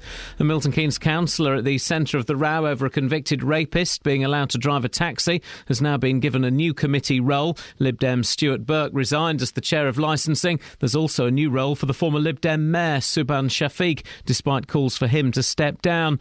And the judge hearing the murder trial of the South African sprinter Oscar Pistorius will begin delivering her verdict today. Three Counties Sports. BBC Three Counties Radio. Tottenham fans say they would oppose a move to Milton Keynes. Spurs are looking for a temporary home for 2017 for one season, following a delay to their new ground at White Hart Lane. Stadium MK has been mentioned as a possible venue, but a poll of Spurs fans backs a move to Wembley, with the Supporters Trust spokesman saying there would be serious issues with playing in Milton Keynes. Former Tottenham captain Gary Mabbott is now a club ambassador. At the moment there are a number of stadiums that are being looked at, of course, and what's going to be vitally important is what's going to suit the team best. What you want is as little disruption as possible, and what's going to suit the supporters as well. So all that will be taken into consideration, and when the time comes, a decision will be made that's going to obviously hopefully have taken into consideration all of those factors. The Manchester United assistant manager Ryan Giggs says the club haven't abandoned their traditions or youth policy, despite letting homegrown players Danny Welbeck and Tom Cleverley leave Old Trafford. Rory McIlroy says a European Ryder Cup victory at Glen Eagles later this month would mean more to him than winning the PGA Tour's £6 million bonus in Atlanta this week. I mean, I make a lot of money as it is, and it's, as I said, I don't play golf for the money anymore, and a Ryder Cup victory would mean a lot more to me. And the Polish rider Michael Kwiatkowski leads cycling's Tour of Britain after victory on stage 4 in Bristol. Sir Bradley Wiggins dropped back another place and is now 6th overall, 27 seconds behind the pole. Today's stage is through Devon from Exmouth to Exeter before the riders head for Buckinghamshire and Hertfordshire tomorrow. BBC Three Counties News and Sport. The next full bulletin is at 8. Across beds, hearts and bucks. This is Iain Lee. BBC. We haven't got time. There's so much. No, we haven't. There's so much to cram in. Let me just have a quick recap. We've not even mentioned the front page of the Sun. Dad-to-be signed off with morning sickness, or that should read, Chancer. He's a chancer. We'll get to that in a bit. We've not mentioned the front page. Imagine what he's going to be like once that baby's born. Flipping heck. Front page of the Times: prejudice against fat people as bad as racism. We'll maybe try and squeeze those in later on.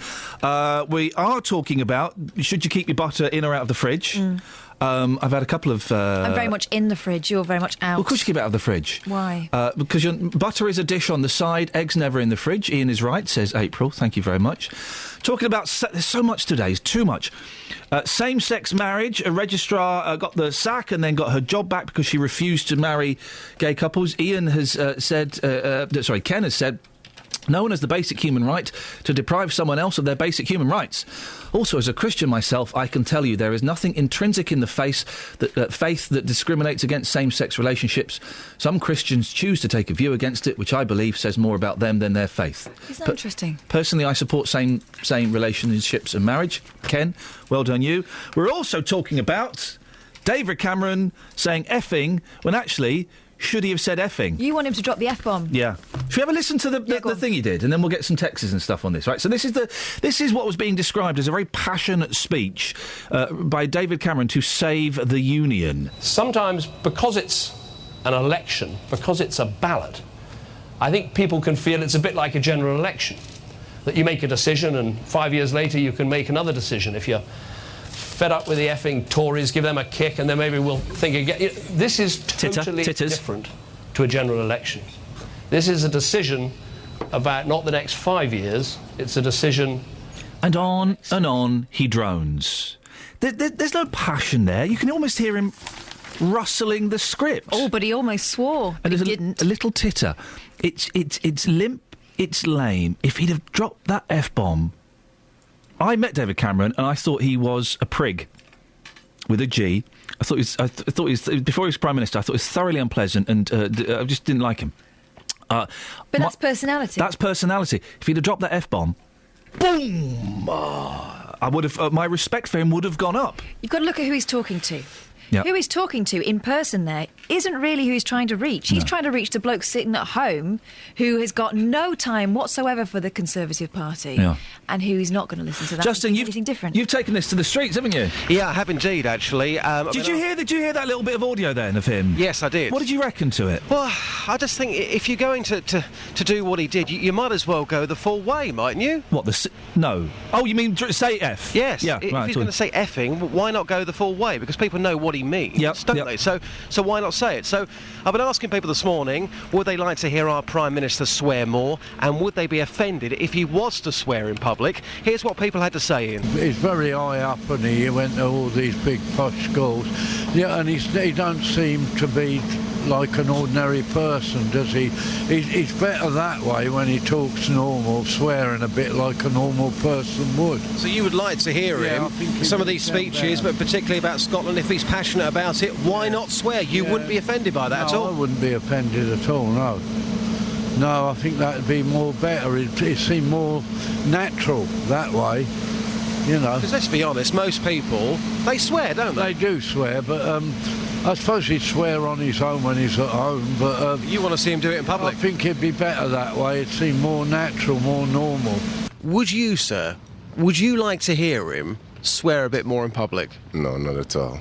He's the leader of the country, should lead us in the right way. We should be portraying the image he wants us to portray, not for us to pass down bad example to the younger generation. So if you heard him on TV swearing, you'd be offended by that? I would be disappointed. But again, I understand that he's human, but I don't expect that from a person of his calibre. If our Prime Minister was to swear more often, do you think you could relate to him a bit more? Most probably, yeah. He's a bit too toffee-nosed at the moment. I'm stereotyping here, but at the moment, I bet you couldn't care less about politics. We're not about the three parties at the moment, no. If Cameron started to swear more, you might go and support him. More than likely, yeah. Interesting, thank you.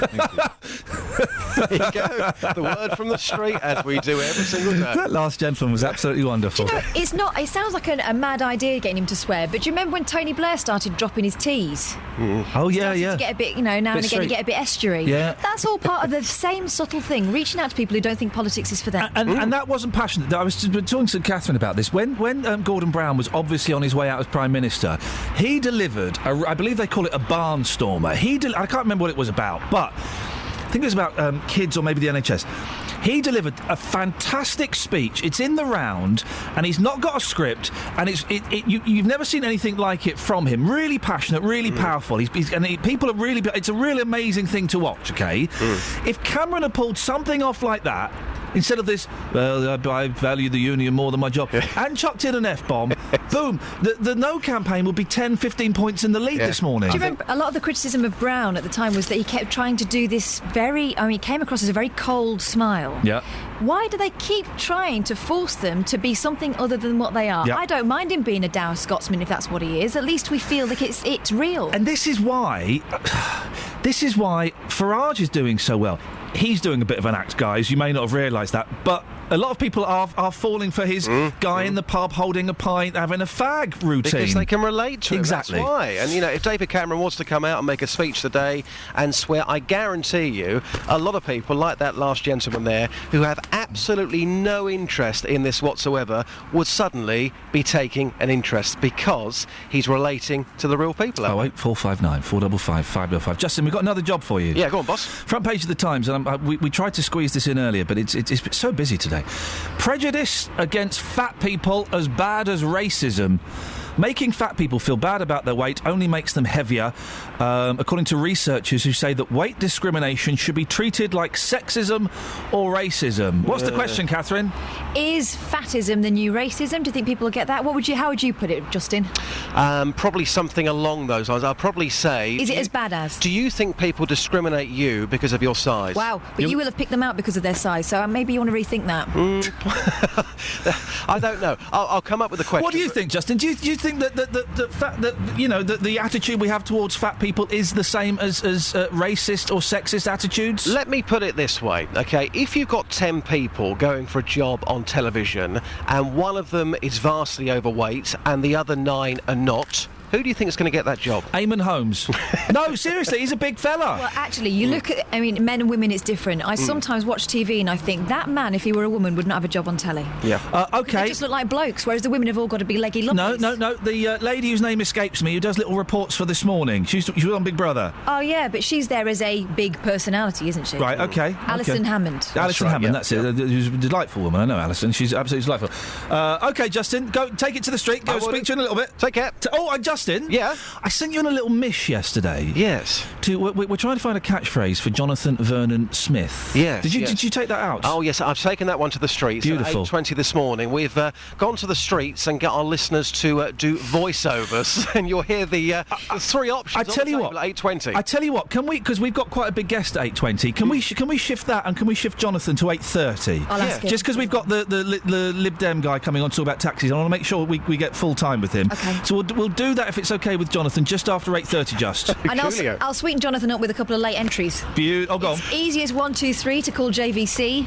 That's not going to go down well. If you're in a mess, call JVS. That's not bad. Thanks, Tony. Justin, we'll speak to you in a bit, mate. Cheers, boss. Thank you very much indeed. Glenn's in Cyprus. I am, yes. What are you doing in Cyprus? Are you on the run? Holiday. Kalimera. What's that?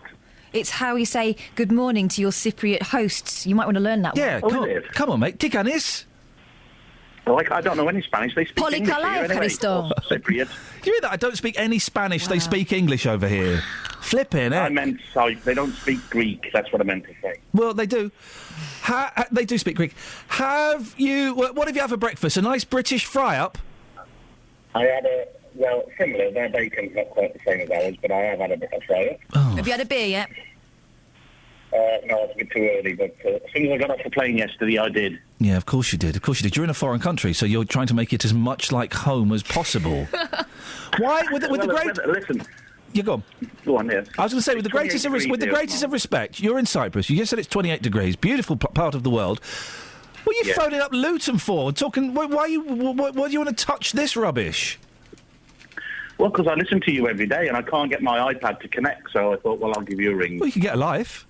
Oh, don't. He misses you. No, I know, but seriously, Glenn, you're on holiday. Forget about us. Can't. Let it go, let it go. Don't hold you back anymore. I'll send you some pictures. Get your towel on that sun lounger and forget all about us. Glenn, forget about... How long are you out there for? Back a week Wednesday. Beautiful. So 14 days. Forget about us, Glenn. Go and have a wicked holiday. Glenn, ring us tomorrow. No, don't. Yeah. I'll send you some pictures, Kelly. Thanks, Glenn. So you can have a look. Glenn, thank you very much indeed. To the people of Cyprus, we apologise. It's only a week. When I go away, I want to forget everything. You, them, this, everything. Yeah, that's what happened to me. And I didn't take my phone, and I didn't take my iPad, and I completely detached. Yeah. And all of the 2 weeks, I was itching for my phone and itching for my iPad. But it did me good. Kelly Betts is back. Hello. Where you been? Ill, innit? Yeah, ill after that festival, innit? Must have. I was actually ill on the way to the festival. Wow, but yet you still pushed through for the festival. Yeah. Pushed through for the festival and for Monday morning. Yeah. Remember all that day? Well, you had to do you had to show us that you were sick.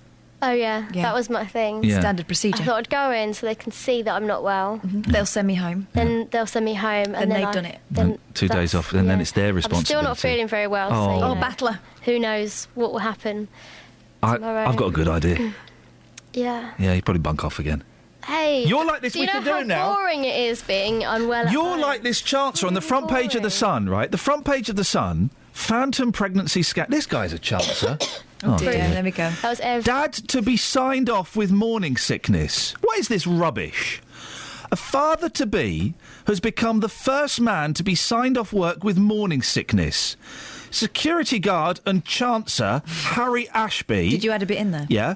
Has a condition which mimics fiancée Charlotte's pregnancy. Dear Charlotte, what's the word I'm trying to say? Dump. Thank you. She's done the other already. Dump your chancer fiancé. The 29... It's weak ankles all over again. The 29-year-old of Birmingham gets the same medication and can claim sickness benefits. Crikey. And then there's a picture of him. Look, he's being sick in the photo shoot. He's not really. He's just feeling a bit nauseous. Now I know how Kate feels. No, you don't. Dad-to-be's agony. I think he should have the whole experience. Make him pass a bowling ball. No, this is nonsense, isn't it? If he's like this now, what's he going to be like when he feels a bit left out after the baby's born? We have the same issues, he says, with weight gain, and after she rubs oil to stop stretch marks on her belly, she does the same for me. Oh, dear. Oh, here we go.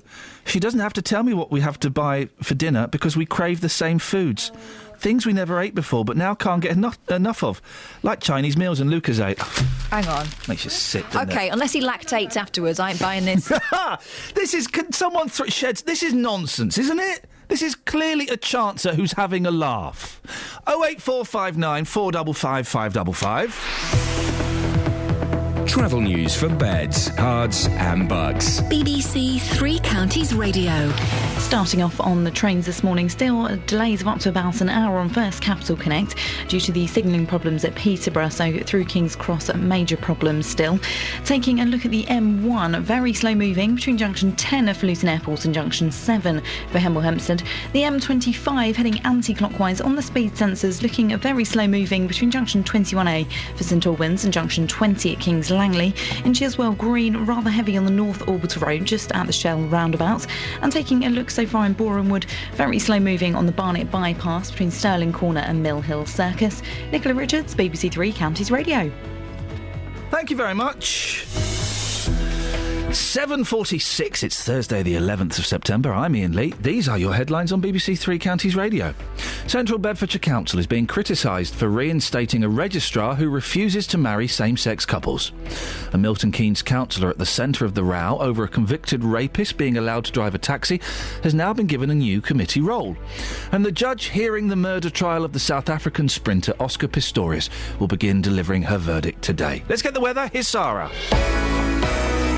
Beds, Hearts and Bucks weather. BBC Three Counties Radio.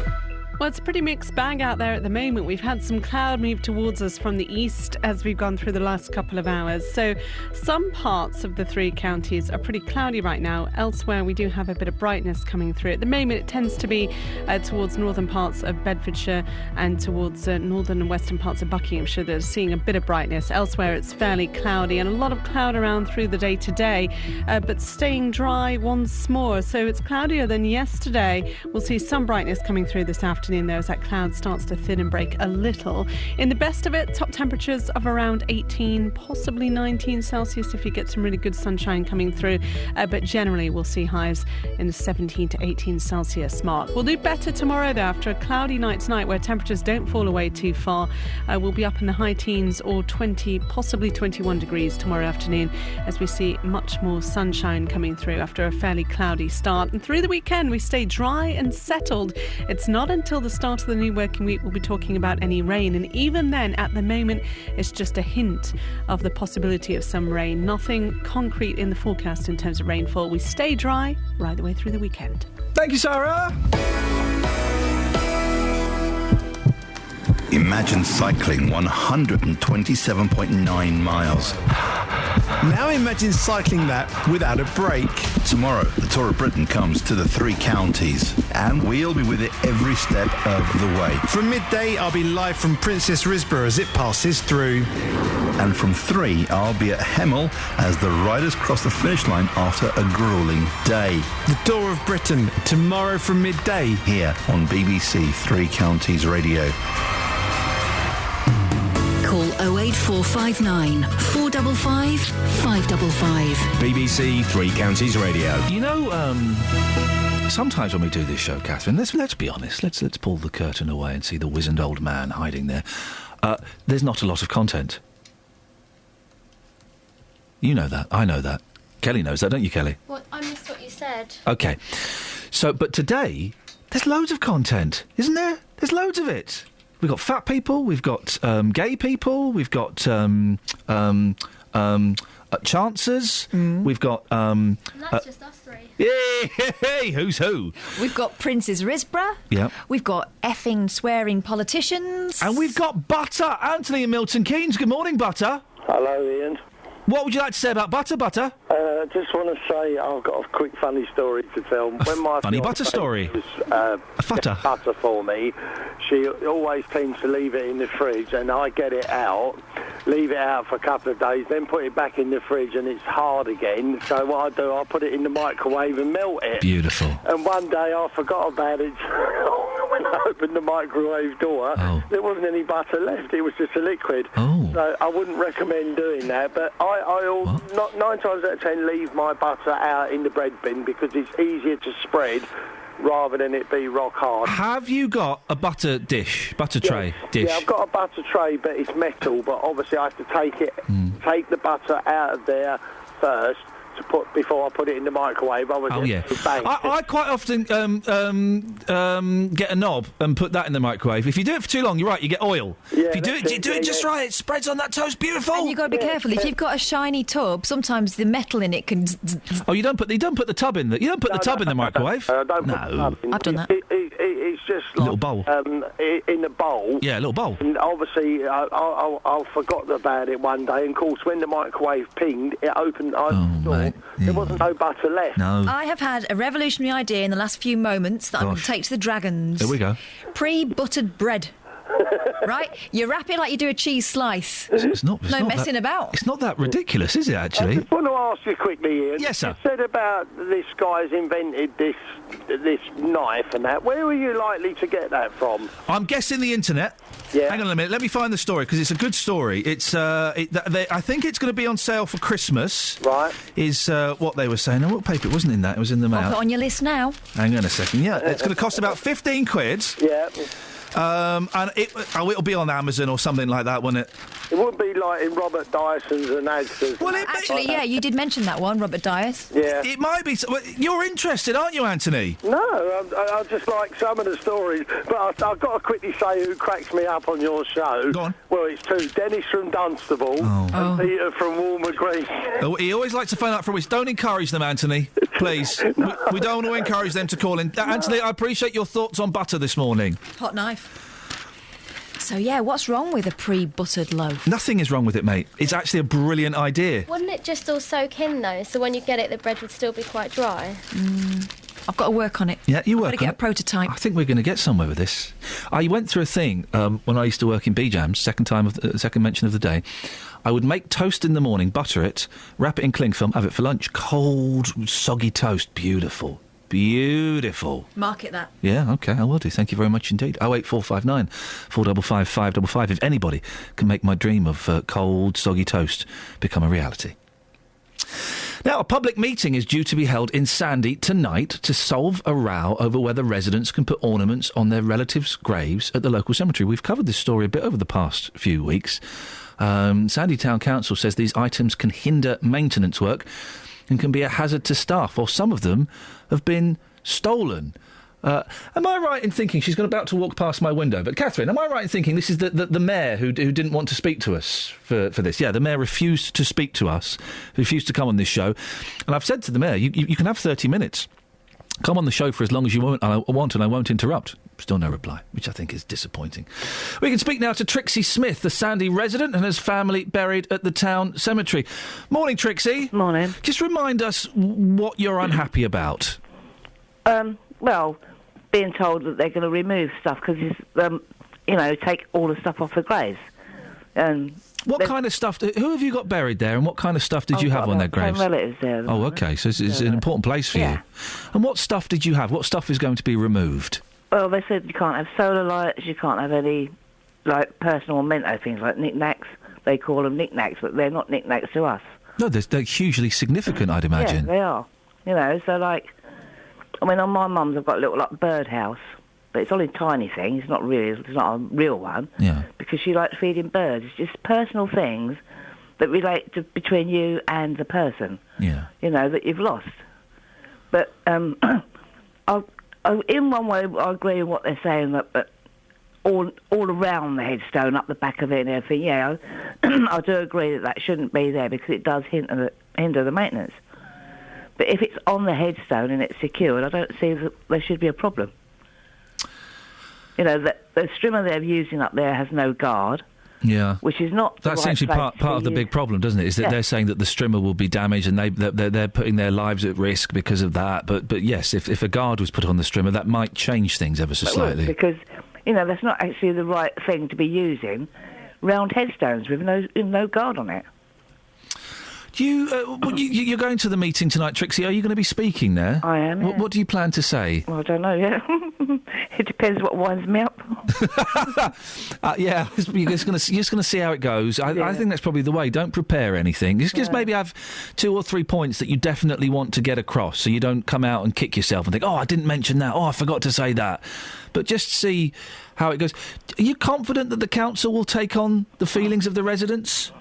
Well, they don't normally listen to us. They're just there to do what they want to do, when they want to do it, and fill the pockets.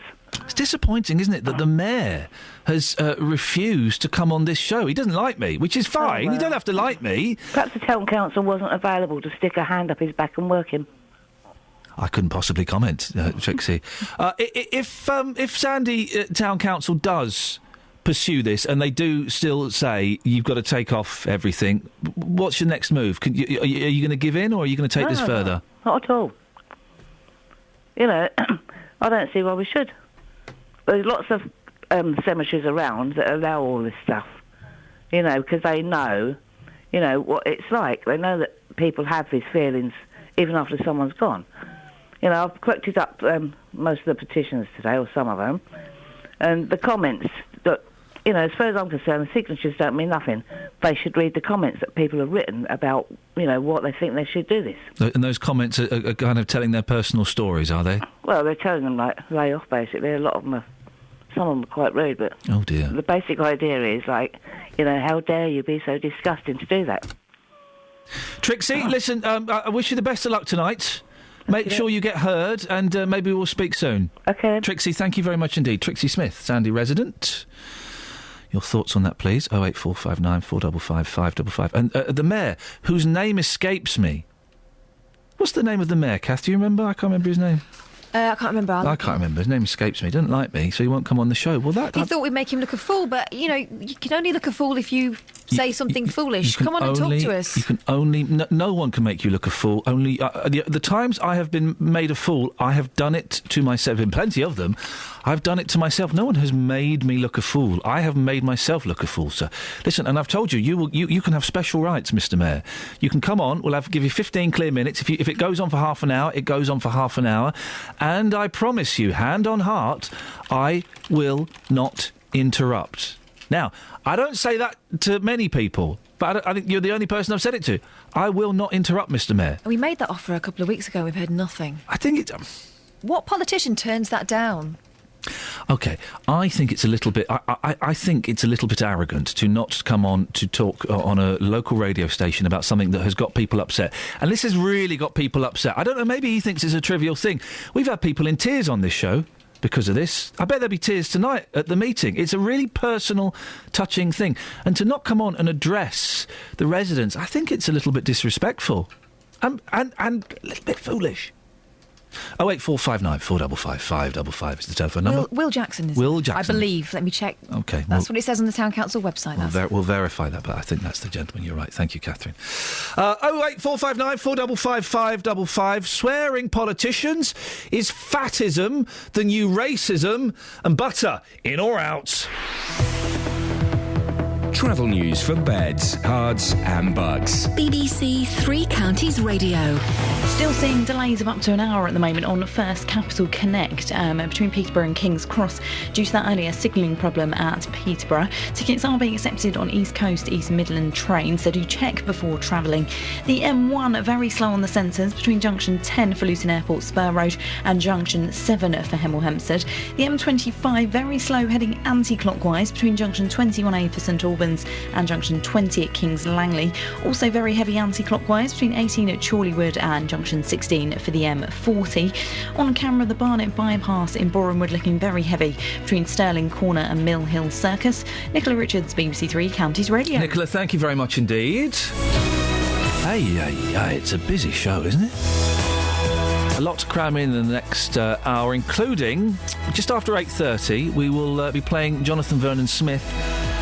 His catchphrases as suggested by you. He will pick one live on the show, not to be missed. Local and vocal across Beds, Herts and Bucks. This is BBC Three Counties Radio.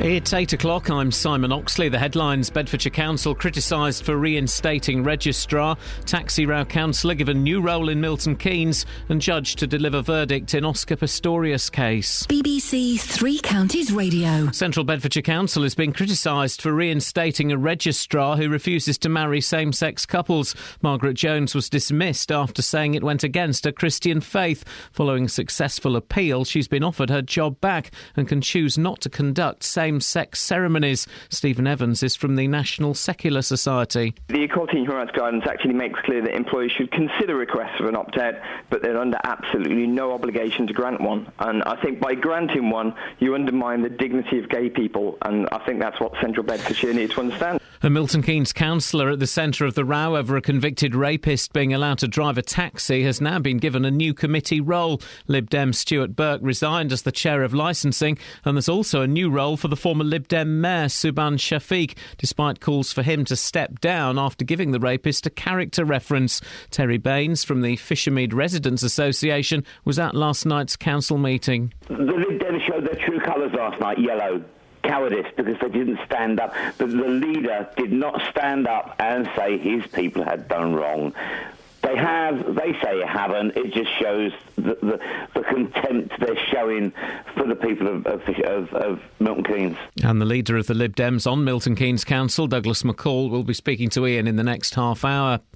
A jury at Luton Crown Court will resume deliberations this morning in the trial of 4 young men accused of murdering a teenage rapper in Bedford in January. 19-year-old Isaac Stone and his friend were attacked in Costin Street. The 4 deny murder, attempted murder and possession of an offensive weapon.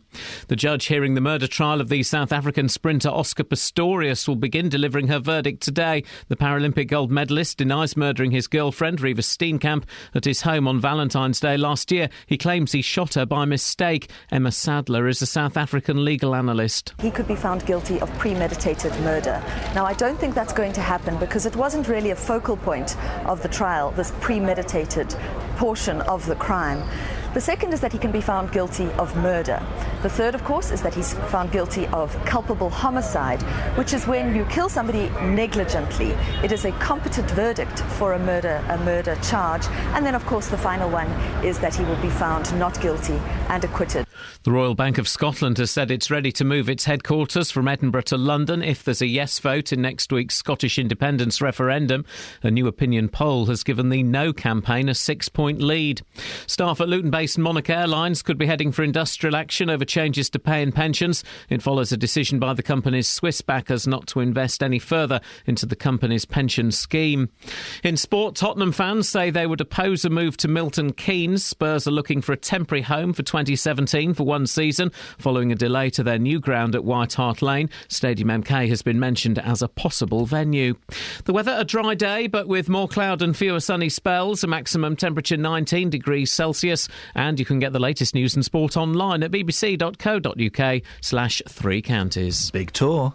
BBC Three Counties Radio's big tour of Beds, Herts and Bucks. It's a beautiful little town. Yeah, really green and peaceful. All this week, we're discovering Prince's Risborough. Filled with lovely people who have got a great sense of community. Exploring where you live. And there are some nice walks in the area. Whiteleaf up the top is very nice. Walking, cycling, yeah, lots to offer. The big tour of Beds, Herts and Bucks. BBC Three Counties Radio.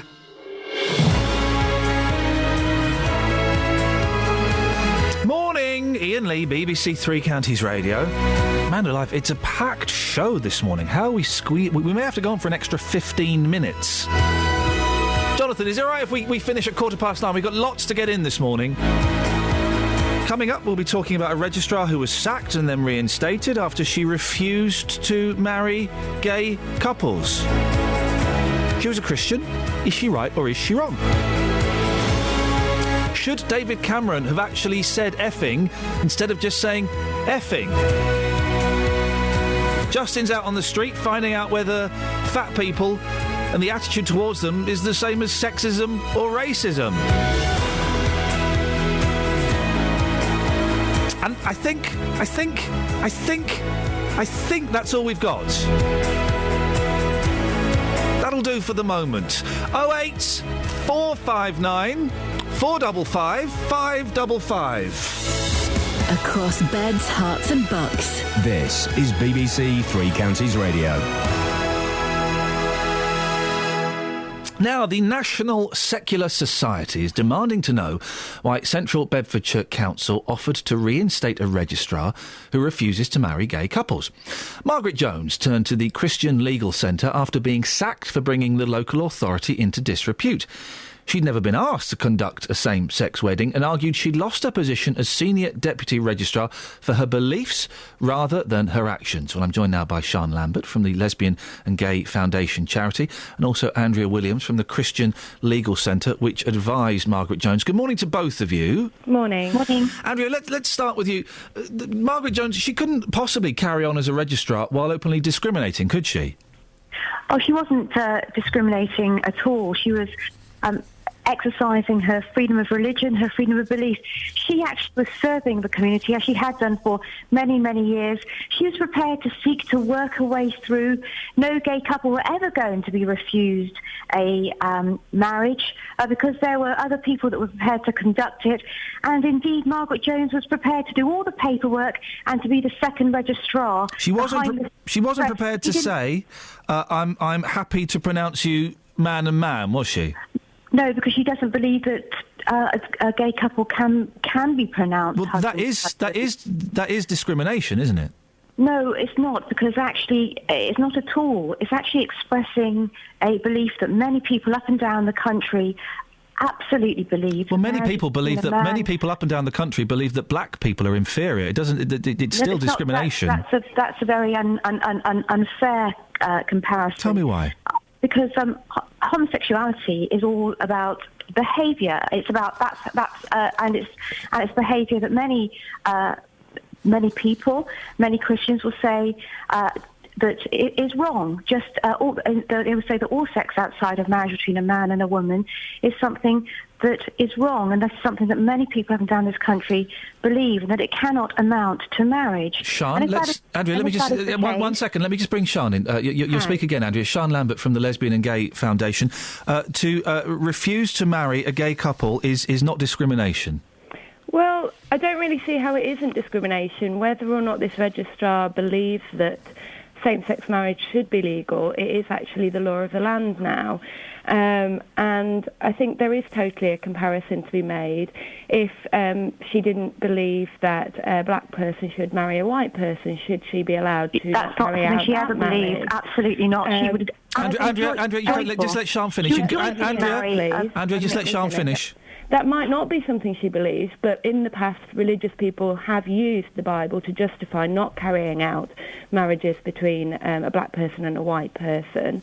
If she believed that someone who's previously been divorced shouldn't be able to get married, should she be able to refuse to marry that person? Most churches would say that the purpose of marriage is procreation, and that's sometimes used as justification for not carrying out same-sex marriage. Would she then, therefore, refuse to marry a couple who are maybe in their 70s and therefore couldn't procreate? And should she be able to refuse to do that? At the end of the day, this woman's job was to carry out marriages for the local authority to the legal requirements of the country, and part of the legal requirements is that same-sex couples should be allowed to marry. Sian, what about accommodating her Christian beliefs? Well, at the end of the day, I think it's fine to accommodate someone's Christian beliefs, but not if that discriminates against another person. I can't even begin to imagine what it must feel like if you turned up to a registration office to say, yes, myself and my partner want to get married, and to find that one of the registrars there says, well, that's all very well, but I don't believe you should be able to get married, so I will not carry out that wedding. Well, it never quite got to that stage. This conversation was kind of had before. Andrea, your response to Sian? This conversation had been had by Margaret Jones, who was well loved and well respected for many years. In fact, back in civil partnership, when civil partnerships were passed in 2004, she said that she would be prepared to continue to register, but she couldn't be involved in any ceremonial aspect, and that she would not be able to do same-sex marriages if the law changed again. But no couple were ever going to walk through the registry office in Milton Keynes or in Bedford, and Margaret Jones was there and say, "I'm not going to marry you." That was never, ever going to happen. But she wouldn't have married them if they'd been there. It was because she cared so much. She cared so much that she was bending over backwards to do everything that she could to ensure that a gay couple would be happily served by somebody who would be happy to the love of a same-sex couple, and making sure that, you can say someone else would carry out the marriage, therefore it wasn't discrimination, but it was discrimination because she wouldn't carry out the marriage. What if that someone else was off sick that day? You can't have a situation where someone says, I'm not going to do part of my job, which is basically what she was saying. Now, your freedom to believe that marriages, what you're then saying is that your freedom to believe that marriage is between a man and a woman is your freedom to resign, your freedom to get out of the space, which will mean that many people in this country, and it's nothing to do with hatefulness, it's actually the law of the land cannot compel you to believe something that is not true. No, it can't compel you. That cannot believe, marriage, for those of us that believe the Bible, we will always believe that marriage is between a man and a woman. And there's plenty of people who believe the Bible who are Christian who would believe something about it's completely right and legal. To be honest, just last week, a church in Iowa in the USA married a couple who were 90 and 91. They've been together for 72 years. And yet this registrar would have said, well, no, your relationship is wrong. It's not a serious relationship. It's not recognised in the eyes of God. Andrea, she would have said to that 90 and 91-year-old, you don't have a commitment together. You don't have a life together because I refuse to honour your marriage. No, she would have very gently and very quietly. That's not something she would have ever been involved in. Andrea, can I ask? Maybe Ms Jones was in the wrong job. If she wasn't prepared to follow the law of the land, then perhaps she was in the wrong job.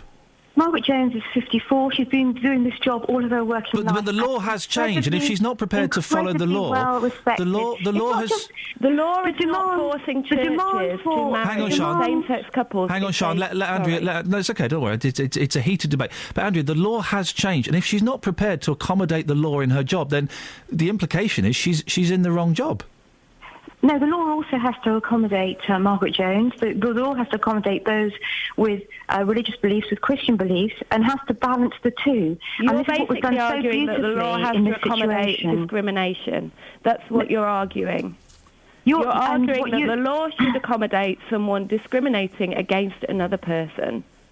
What you're asking is that someone with deeply held Christian beliefs that marriage is between a man and a woman should lose their job, should be sacked for gross misconduct, should be out of the space, and that unless we are prepared to actually... I'm arguing that someone should not be able to discriminate against another person. This is not discrimination at all. It's not discrimination at all. It's absolutely discrimination. No, it's not. It's about compelling people to give a service to someone for which you are being paid to provide that service. No one is saying that would have done that, and she was going to do birth. Andrea, let's let Sian finish. I promise I'll let you come back in. If Margaret Jones was a vicar in a church, no one is saying that church should be forced to carry out the marriage of a same-sex couple if they don't want to. But she was a civil registrar in a civil situation, a secular situation, and she was therefore discriminating against people because she was refusing to carry out the service that she was being paid to provide. Andrea, I've just Googled discrimination for the definition. The practice of unfairly treating a person or group of people differently from other people or groups of people. So to refuse to marry two people who are legally entitled to marry is by the definition discrimination. Not if you believe that marriage is between a man and woman and that could never be and that is rooted in your Christian faith. No, but it's actually an act of love. It's actually an act of love. What if I believe that marriage is between two white people, or marriage is between two people who can have children? Am I therefore allowed to not marry other people who don't meet those requirements? What if I believe that marriage should only be between two people who are aged exactly 23 years old, and I can find a religious document that says that that's the case? Should I be able to discriminate in that way? Andrew, we've just had a text in. Brian has texted. His spelling isn't great, but I think I can make it out what he's trying to say. Why should any registrar have to marry these disgusting people? And isn't it attitudes like Ms Jones, and I suggest yours, that kind of fuel these views? Are you proud that views like this are being fueled by your argument? We don't believe that people are discussing. Jesus Christ came to die for each one of us, and he calls us all to a high level of purity, and that is that sex. So homosexuality is impure? Sexual expression is between a man and a woman. So homosexuality is impure? Within a committed relationship. Which you're denying them? You're denying them that committed relationship? And the point here is that marriage, its uniqueness is based on not about procreation. Its uniqueness is about complementarity. We're running out of time, Andrea. Are you saying that you're saying that you're denying them that committed relationship by not allowing them to get married? Are you saying that homosexuality is impure? I'm saying that all sex outside of marriage between a man and a woman... We're talking about men and men and women and women here. No, in that case, a couple who had sex before marriage should also are impure and shouldn't be able to get married. Is that what you're saying? What the Bible says very clearly about... because it's all about... This is about behaviour. But I don't understand. This is not about what the Bible says. This is about the law of the land and about discriminating against But what people. The Bible says is why everyone who walks through the door of the registration office believes in the Bible, or certainly believes... We're running out of time. It's all getting... Can I just ask you one important question? Last question, Sian, I'll start with you. Which is more important, do you think, the law of the land or religion? Well, personally, I think if you're employed to do a job, you should do that job and you shouldn't discriminate against people. Andrea, what's more important, the law of the land or religion? The wonderful, beautiful message of hope that is found in Jesus Christ for each one of us. I really appreciate your time. Thank you very much indeed. Andrea Williams from the Christian Legal Centre.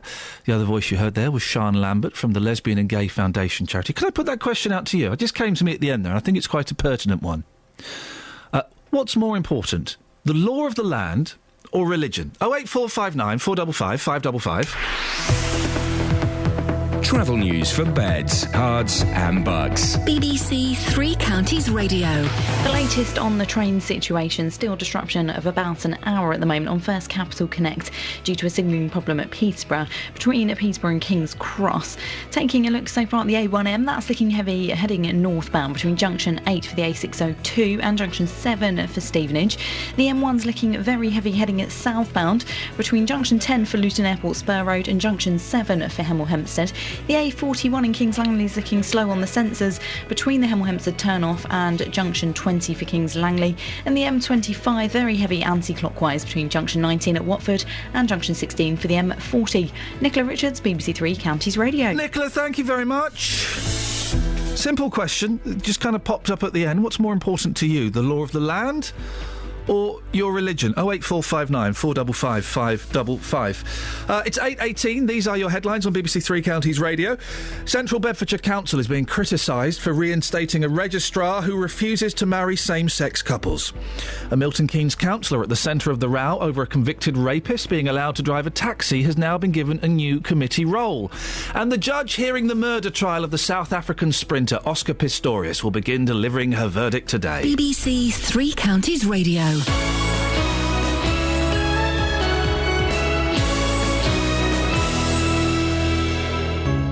Three Counties Sport isn't just about hearing your team in action. Seals a famous victory here! What drama we've had! It's about the managers. You've got to make the most of your openings, and we perhaps haven't done that, and haven't done it so far this season, if I'm honest.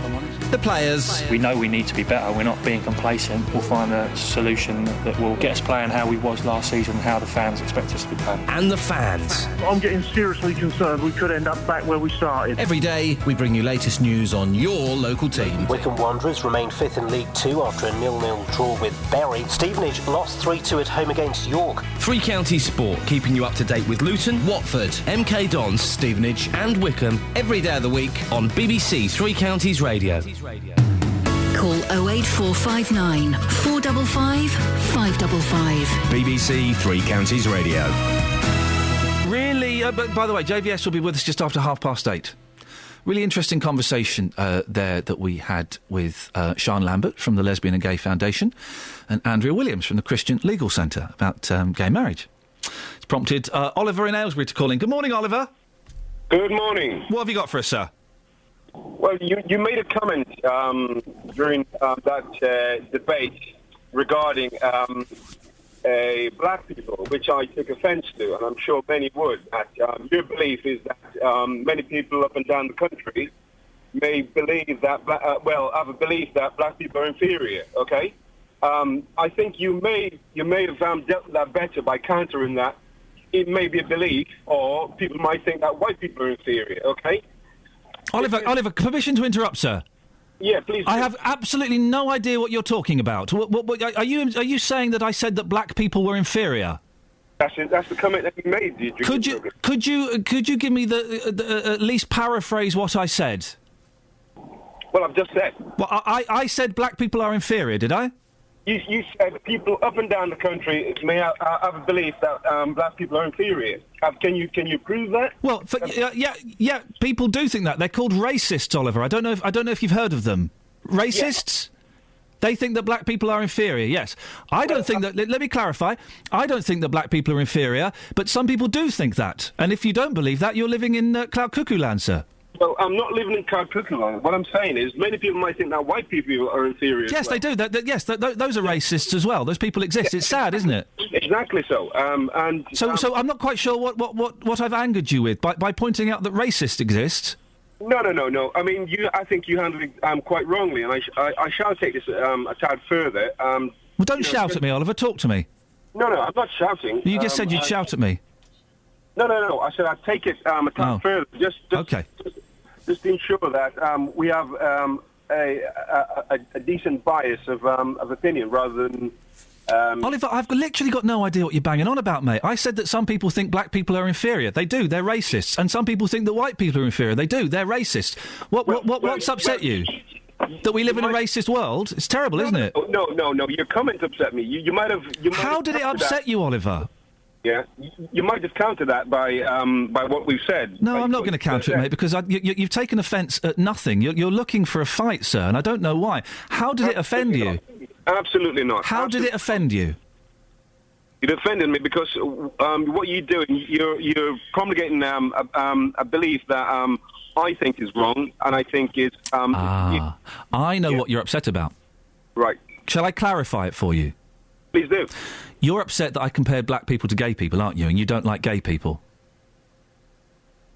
You're totally on a tangent there. You're totally on a tangent. Is that? Have I not got that right? Because that's. Do you? I'm not racist or homophobic in any. Do you approve of gay marriage? Do I approve of gay marriage? I think people should marry whether they're gay. Okay. So again, Oliver, well, if I've gone up a cul-de-sac there, mate, I've got literally no idea what you're banging on about. You've taken offence at nothing. You've taken offence at a fact. Imagine being offended at a fact. Well, you can counter that fact by doing the inverse as well. Okay. So if you say many people might think black people are inferior, you might have countered by saying, and many people might think white people are inferior. Why would I do that, Oliver? Why would I do that? Because that is a fair comparison. Oh, but if we counted everything, then we'd be here all day. Are you Are you saying that you think I'm a racist? Absolutely not. Then what are you saying, Oliver? What I'm saying, in your position, you should be more careful on the comments you make sometimes. Okay. Well, Oliver, you have not highlighted any comment that could be deemed offensive, except by someone who's looking for a fight. Absolutely not. Absolutely not. Okay. Okay, Oliver. I didn't understand that. 08459 455 555 if you did. Across beds, hearts and bucks. This is Iain Lee. BBC Three Counties Radio. Ah, dear. Now, one of the councillors behind the decision to allow a serial rapist to drive a taxi in Milton Keynes has been given another important role on the council. When the row went public last week, Liberal Democrat Stuart Burke apologised for the lapse of judgment. The lapse of judgment being that he allowed a serial violent rapist who served 8 years in prison to become a taxi driver, and resigned as chairman of the licensing panel. But it turns out he won't be sat on his backside playing Xbox. Last night he was given another judgment-heavy position, this time on the council's scrutiny committee. In fact, he was given 2 positions. He will serve on the Overview and Scrutiny Management Committee and the Overview and Scrutiny Working Group. Joined now by the leader of the Lib Dems on Milton Keynes Council, Douglas McCall. Good morning, Douglas. Good morning. Mr Burke's judgment in allowing a violent serial rapist to become a taxi driver was wrong, wasn't it? Well, I've been on public record to say that I don't believe I would have made the same decision. It was wrong, was it? It was wrong to allow a man who'd served 8 years for a violent, aggressive series of sexual assaults with a partner against prostitutes. It was wrong to allow him to be put in a position of driving a car where there will be single, vulnerable women in the back. That's obviously wrong, isn't it?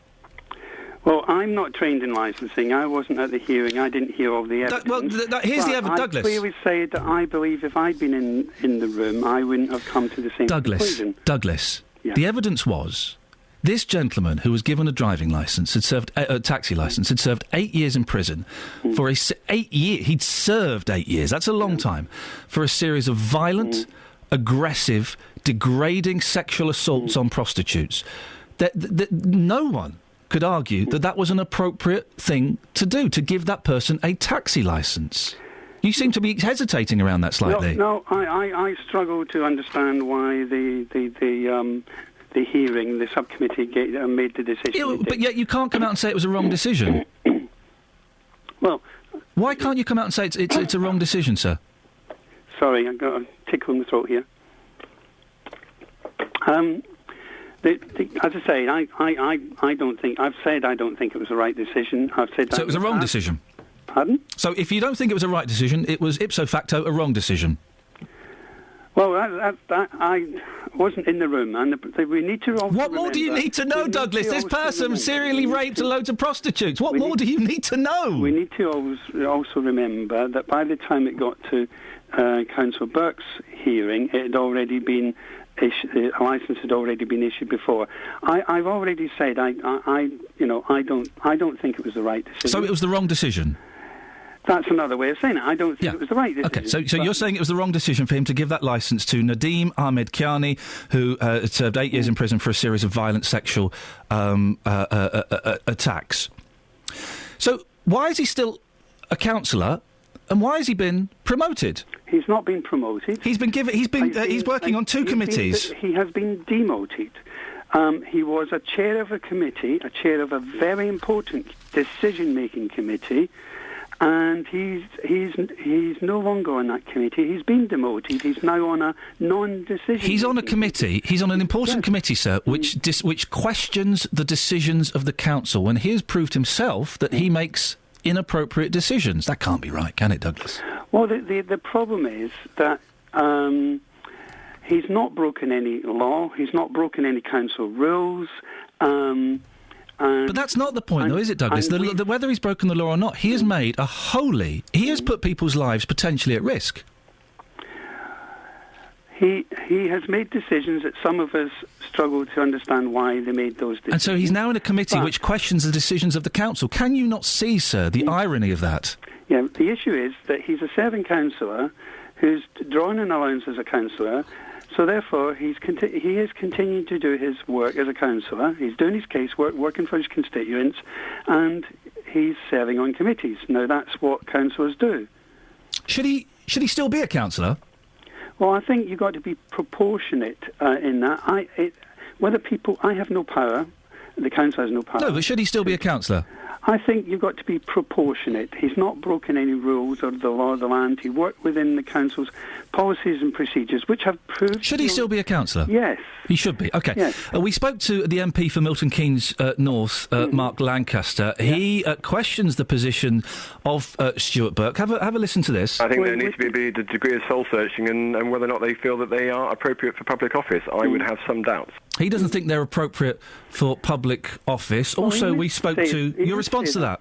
Well, you would say that. He's from a different political party. Well, maybe he's saying it, Douglas, because... Maybe he's saying it, Douglas, because of the appalling decision they made. Edith Bald, who leads the Conservative group on Milton Keynes Council, says that the former mayor, Shaban Shafiq, and the two other councillors, Stuart Burke and Gladstone Mackenzie, should step down. Have a listen to this. Well, his position is looking untenable. In fact, I think all three councillors need to be asking themselves serious questions. And what this whole episode is showing is that all three councillors are guilty of sort of bad judgment and bad decisions. We need to remember that the chair of the first... Was a Conservative councillor who's not there anymore? Yeah, I know. No, I know, but Douglas...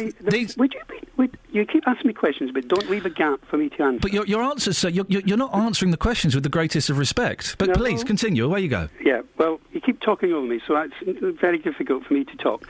Now, what I'm trying to say, it's very easy for the Conservatives to throw stones when the person who chaired the first hearing was the key hearing, was a Conservative, who happens not to be a councillor anymore.